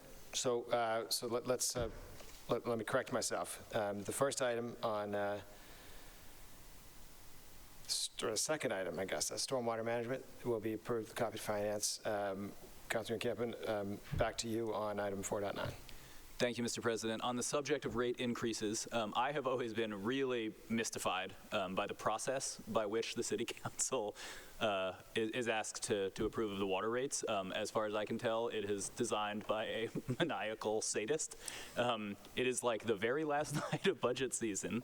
The City Council is the angriest and most exhausted and most fed up of the entire year, and then we're asked to approve a giant rate increase. Or face some horrifically bad outcome. I did learn it was actually set up by Bill White, not a maniac, actually one of my favorite Somervillians of all time, but regardless. I have learned many municipalities in Massachusetts have settled on a different way. There are many municipalities that have an appointed water and sewer commission appointed by the mayor and or the city council, obviously with approval, confirmation by the council. So these would be people who are subject matter experts, who understand legal obligations that the city has taken, understand the rate burdens that residents are facing, and then actually have the time and the expertise to discuss this and kind of do this in what I would hope is a kind of more, with enough time to really think about it. So I have begun to look into the process of actually formally proposing this, and it seems, the reason I have a resolution tonight is because it seems like it's probably more than a simple ordinance. I've been working with Brendan, City Council staff, It might involve a new administrative code under our new charter. While we're working with the solicitor's office to figure out the nuts and bolts, I just wanted to raise this issue because honestly, it was news to me that there is another way, and I just want to kind of raise this issue. If there are feedback from colleagues, I very much welcome it. Councilor Clinton. Thank you, Mr. President. I'm open to this idea. I think, I mean, it sounds like a much better idea, except, and you did say that there would be council oversight, but it would be appointed by the mayor's office. I'm just, curious, wondering if people would, because if under the current system, we're pressured because they say, well, we need money to do this project, these infrastructure projects, and that's usually the basis of how we, how we're sort of the guns put to our head to decide these things. So if, the perception might be that if they're just continuing to do these increases essentially at the behest of the mayor, I would just be thinking that. But since you did say that, and I'd be curious to have the conversation of how it happens in other communities. Appointment definitely sounds better than elected, for sure. So, yeah. Interesting topic, interesting conversation, definitely worth exploring, and I share your sentiments about, the council being the ones that are on the hook for this, but I have some reservations. Councilor Bob. Yeah, no, thank you, Mr. President. I think this is an excellent idea. Just having like another layer, before us to actually review this stuff. The technocrats, people who understand also have a background in it. It's helpful for us. So this is, for me, this is like a really no-brainer. But I don't know why we never thought about this. Like, it's very helpful to have, because they will still come to us. And we define our approval for the increases, but having another layer it's like you can't beat that. Thank you. All right, that item is approved. Councilor Campen, when we figure out what the next step is, we can submit a new item. All right, very well. Next item, Madam Clerk. Item 4.11 is an order by Councilors Mba and Said that the Director of Engineering and Director of Mobility coordinate to install a traffic light at the intersection of Benton Road and Highland Avenue to prevent fatalities. That item is approved. Councilor Bott? Yeah, just to say, this is not just another random order. Like, this is actually visited at. I was like doing just a little. I was at the Armory, saw like one of the sisters that live around there, and just observing like the dynamics. She literally said she got hit. This is not a near miss. This is somebody that got hit 3 years ago. I was like, wow. It's like, how did that happen? She's like, when people are the cars are trying to turn left, they're only looking at cars. They don't think about people crossing the street. So I think it should actually, be looked at. This should be a priority, item that should be looked at. Thank you. Okay, that item is approved. Councilor Said, did you want to speak on that? Through you, Mr. President, to Councilor Mba, would you like to have this sent to traffic and parking to keep track of it, or yes, just approved? Thank you, Councilor Said. Yeah, traffic and parking. Okay, approved with a copy of traffic and parking. Item 4.12 is a communication by Councilor Mba conveying a report of the Job Creation and Retention Trust Fund. Councilor Bott. Thank you, Mr. President. You guys are going to be hearing my voice a lot today. So we met, this Job Creation and Retention Trust met on October 27. They took, actions to commit funds to 2 and 8 extensions of new existing programs. And the first was under the new programs, under the category of the good municipal jobs. They involved $200,000 to Somerville Center for Adult Learning, that scale, to train workers for city facilities maintenance position, and then $200,000 to the Somerville Community Corporation to train workers in building construction skills. Existing city employees as well as new applicants can apply for this enhanced skills training. Second, in response to an RFP, the existing contractors have proposed extension of their programs, and the trustees have chosen to fund 8. They will total $914,000. This includes programs of Bunker Hill Community College, Skill, CAS, Mass Hire, Metro North Workforce Board. They involve 8 English learnings linked to specific industry, technical training, career counseling, and preparation for work and specific sector technical training. At the same time, these new and extended programs will get underway. 2 successful programs have finished. First was the Healthcare Jobs Training Program of skill that has prepared trainees to take the nursing certification exam. 60 candidates have passed the exam as of August. 3 were already employed and several others interviewing for jobs. I think this is remarkable. And then this other program that disappeared that I mentioned during this appropriation of funds, the Post-Secondary Success Program run by the Somerville High School counselors has been assisting and providing mentors after graduation for 90 former students, 30 each year for 2023, fiscal year 2024 and 2025. These graduates are now either in college or in technical and career training. Unfortunately, because the ARPA grant monies have finished, the program has come to an end at the end of October. So no reapplication was made because the trust is also running short in linkage revenue.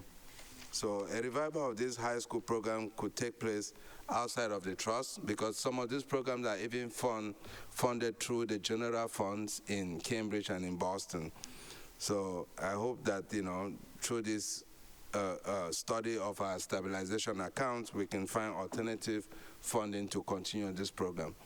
I hope, I wish that our new mayor is listening right here, will kind of like jump back and take this program on.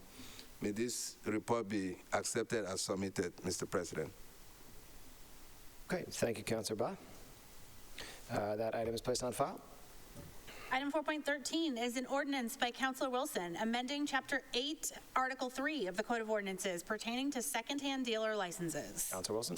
Mr. President, after hearing from a Somerville business owner this fall about a really frustrating experience trying to navigate a licensing process, I spoke to our legislative and policy analyst about this. He and our licensing operations manager were extremely helpful in putting together the proposed ordinance that's before you here that we believe fixes that unclear language in our Code of Ordinances. I'll ask that this be sent to Legislative Matters for y'all to do your thing. All right, that referred to Legislative Matters. Item 4.14 is an order by Councillor Wilson that the Director of Inspectional Services update this council on the rodent hormonal birth control program being jointly piloted with the City of Cambridge. Councillor Wilson. Mr. President, just send this one to Rodent Issues, please, for our agenda. Item is approved with a copy to Rodent Issues. The next item then is item 6B, a report of the Committee on Land Use, meeting in joint session with the Redevelopment Authority on November 6th, 2025. Councillor McLaughlin. Thank you, Mr. President. We did meet. We had a good public hearing. The records are there. I submit the committee report to be accepted. Any discussion on the committee report? Seeing none, that is accepted as submitted. Item 6C is a report of the Committee on Licenses and Permits, meeting on November 12th, 2025. Councillor Burnley. Thank you. Through the chair, we met yesterday for approximately 15 minutes to discuss a single item proposed by Comcast who did not show up. So if you're listening, Comcast, please show up next time. The item will remain in committee until you do. And with that, I'd like for the report to be accepted as submitted. Thank you, Councillor Burnley. Seeing no discussion, that is accepted as submitted. Item 6D is a report of the Committee on Public Health and Public Safety, meeting on October 30th, 2025. Councillor McLaughlin. We had another great meeting that day. I encourage you all to check out the minutes. I submit the committee report to be accepted. Any discussion on the committee report? Seeing none, that is approved. Item 6E is a report of the Special Committee on School Building Facilities and Maintenance, meeting on October 28th, 2025. Councillor Klingon. Thank you, Mr. President. Through you, we also had a great meeting, and the video is online. I ask that this report be accepted as submitted. Discussion on the committee report? Seeing none, that is approved. Item 6F is a report of the Committee on Traffic and Parking, meeting on October 27th, 2025. Councillor Slate. Thank you, Mr. President. We took up multiple items related to autonomous vehicle testing. We discussed whether to ban or restrict autonomous vehicle testing locally. We learned from the law department staff that at the present time, it is permissible to ban autonomous vehicle testing locally. However, there is a pending legislation at the state and federal levels which would prevent banning it. Staff added that if a locality imposed a ban, it would be challenged in court. I think that was the highlight of the meeting. I request that the report be accepted as submitted. All right, thank you. Any discussion? All right, seeing none, that is accepted. Approved. Item 7.1 is a request of the mayor requesting ordainment of an amendment to section 2-309.9 and 2-309.10 of the Code of Ordinances to clarify term length and appointment process for the Community Preservation Committee. All right, that is, Councilor, just sending it to legislative matters. That'll be referred to legislative matters. Item 7.2 is a request of the mayor requesting approval of a pedestrian access easement and grant of a maintenance license for 495 Columbia Street. All right, that'll be referred to finance. Item 7.5. Mr. President, sorry, I missed my cue here. I'll ask that you waive the readings of items 7.5 to 7.8, 7.10 and 7.11, 7.13 to 7.18, and 10.4, and ask that these be sent to finance. Indeed. All right, seeing no objection, those items are sent to finance. Item 7.9 is a request of the mayor requesting approval to retain McAfee and Nice LLC as outside legal counsel with respect to employment matters relating to immigration status. Liaison Hunter, do you want to speak on this item, or are you just here for questions? Or? Yes, thank you, Go ahead. Mr. President. The administration would like to have this item for immediate consideration. We should have a solicitor, Matt Sirigu, on the a remote to answer any questions and speak on this item. Thank you. Any questions on the item? Councilor Burnley? Thank you. Question and context. Through you, okay. Through you, it's my recollection that... Actually, Councilor Burnley, can we confirm that we have... he's okay, good. Go ahead, Councilor. Want to make sure we had someone hearing your question. Yeah. I just also was hearing something else. What is that? Through you, it's my recollection that we currently have a contract for these services, but it expires next year or the upcoming fiscal year, if I'm remembering right. Is that correct? Can someone? What is that? Council President, through contract with whom?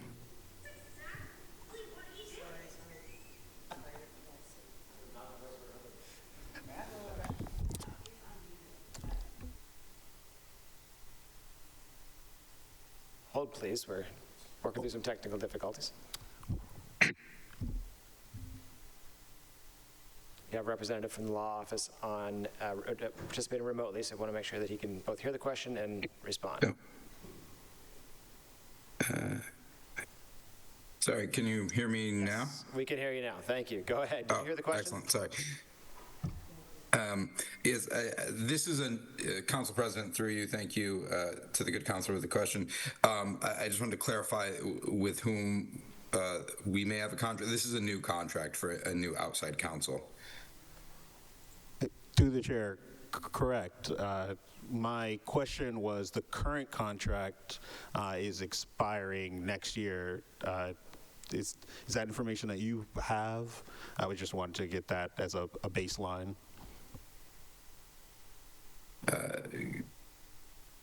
Council President, we are requesting approval for a one-year contract, yes, but this is a new outside immigration attorney we're seeking to retain to provide services for the first time, given the complexity of and the changes we're frequently seeing at the federal level in this area. Through the chair, thank you. Yes. Understanding that, I'm just going to leave my context as I stated, because I'm pretty sure my recollection is correct. We have a contract with another vendor currently. It is set to expire. I've tried to mention that a few times this year because to the point of this item, I think it is really important that we ensure that these services are ongoing, that there are no gaps, because these are the services provided through the Immigration Legal Services Stabilization Fund that this council created, that are meant to support our neighbors when they face deportation hearings or any immigration type hearings. And with that context, I understand why the administration would want to move quickly on this and try to get this approved without delay, particularly at the end of year. So just want to provide that context for the public and say I'm in support of this item. Okay. Any further questions or discussion? All right. Seeing none, then that item is approved. Roll call on that? No? Okay. The next item then will be item 7.19. Mr. President, thank you for recognizing me. I would like to waive the readings of items 719 to 725 and refer those to confirmation of appointments. 19 to 25. See no objection. Those are referred to confirmation of appointments. Item 7.26 is a request of the mayor requesting confirmation of the appointment of Rona Fishman to the Community Preservation Committee. Councilor Unkeppin. I would like to move for approval. Any discussion? Seeing no objection, that item is approved. Item 7.27 is a request of the mayor requesting approval of an exemption for Marco McElhenney as required by MGL Chapter 268A, Section 20B. We've seen a few of these. Any questions? No? All right. Seeing none, that item is approved. Item 7.28 is a communication of the mayor conveying the appointment of Charles McGonigal and the reappointment of Darcy Hanna and Cindy Lee to the Municipal Scholarship Committee. That item is placed on file. Item 8.1 is an officer's communication from the city clerk submitting an amendment to the rules of the city council to align with the provisions of the city charter. Let's send that to rules. Or to legislative matters. Is it something we want in? Yeah. If it's something we want done by January, let's send it to That makes sense. matters. Okay. We got this one. Item 8.2 is an officer's communication from the city clerk conveying block party licenses. Block parties. If you're not on the list and you haven't had a block party yet, call the clerk's office and find out how to do block parties because they're great. That item is placed on file. Item 8.3 is an officer's communication from the retirement board notifying this council of the declaration of Thomas Ross as the fourth member. That item is placed on file. Item 9.1. Councilor Brenly. Yes, I'd like to move that items 9.1 through 9.4 be approved with the readings waived. And I'll come back for the other ones with further context. Okay. So it's 9.1 to 9.4. A few events coming up. Seeing no objection, those are approved.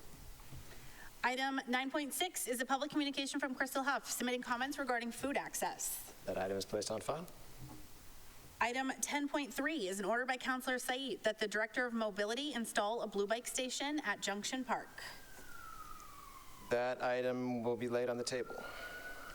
Mr. President, I would like to send this item to traffic and parking. Send it to traffic and parking? Thank Okay, it'll be then duly noticed in committee when it comes up, so we can send it to traffic and parking. Item 10.5 is a request of the mayor requesting the appropriation of $67,000 from free cash to the Executive Department's Special Items account for mayoral transition expenditures.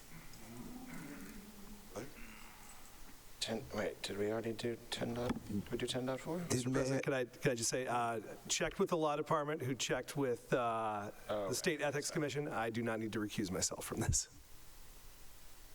So the administration, because this is a very time-sensitive issue, the administration has asked that it be actioned on this evening. I chatted with the law department about that. We're Move to approve. Motion to approve. Any discussion?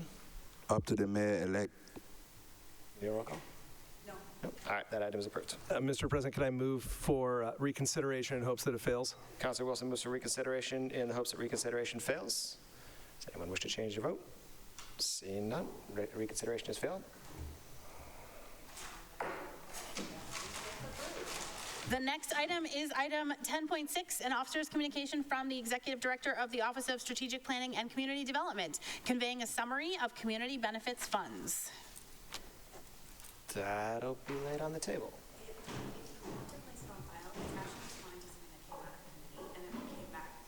Will it be linked to that item? It is. It's linked to that item. All right, then people will find it in due course so we can place that one on file.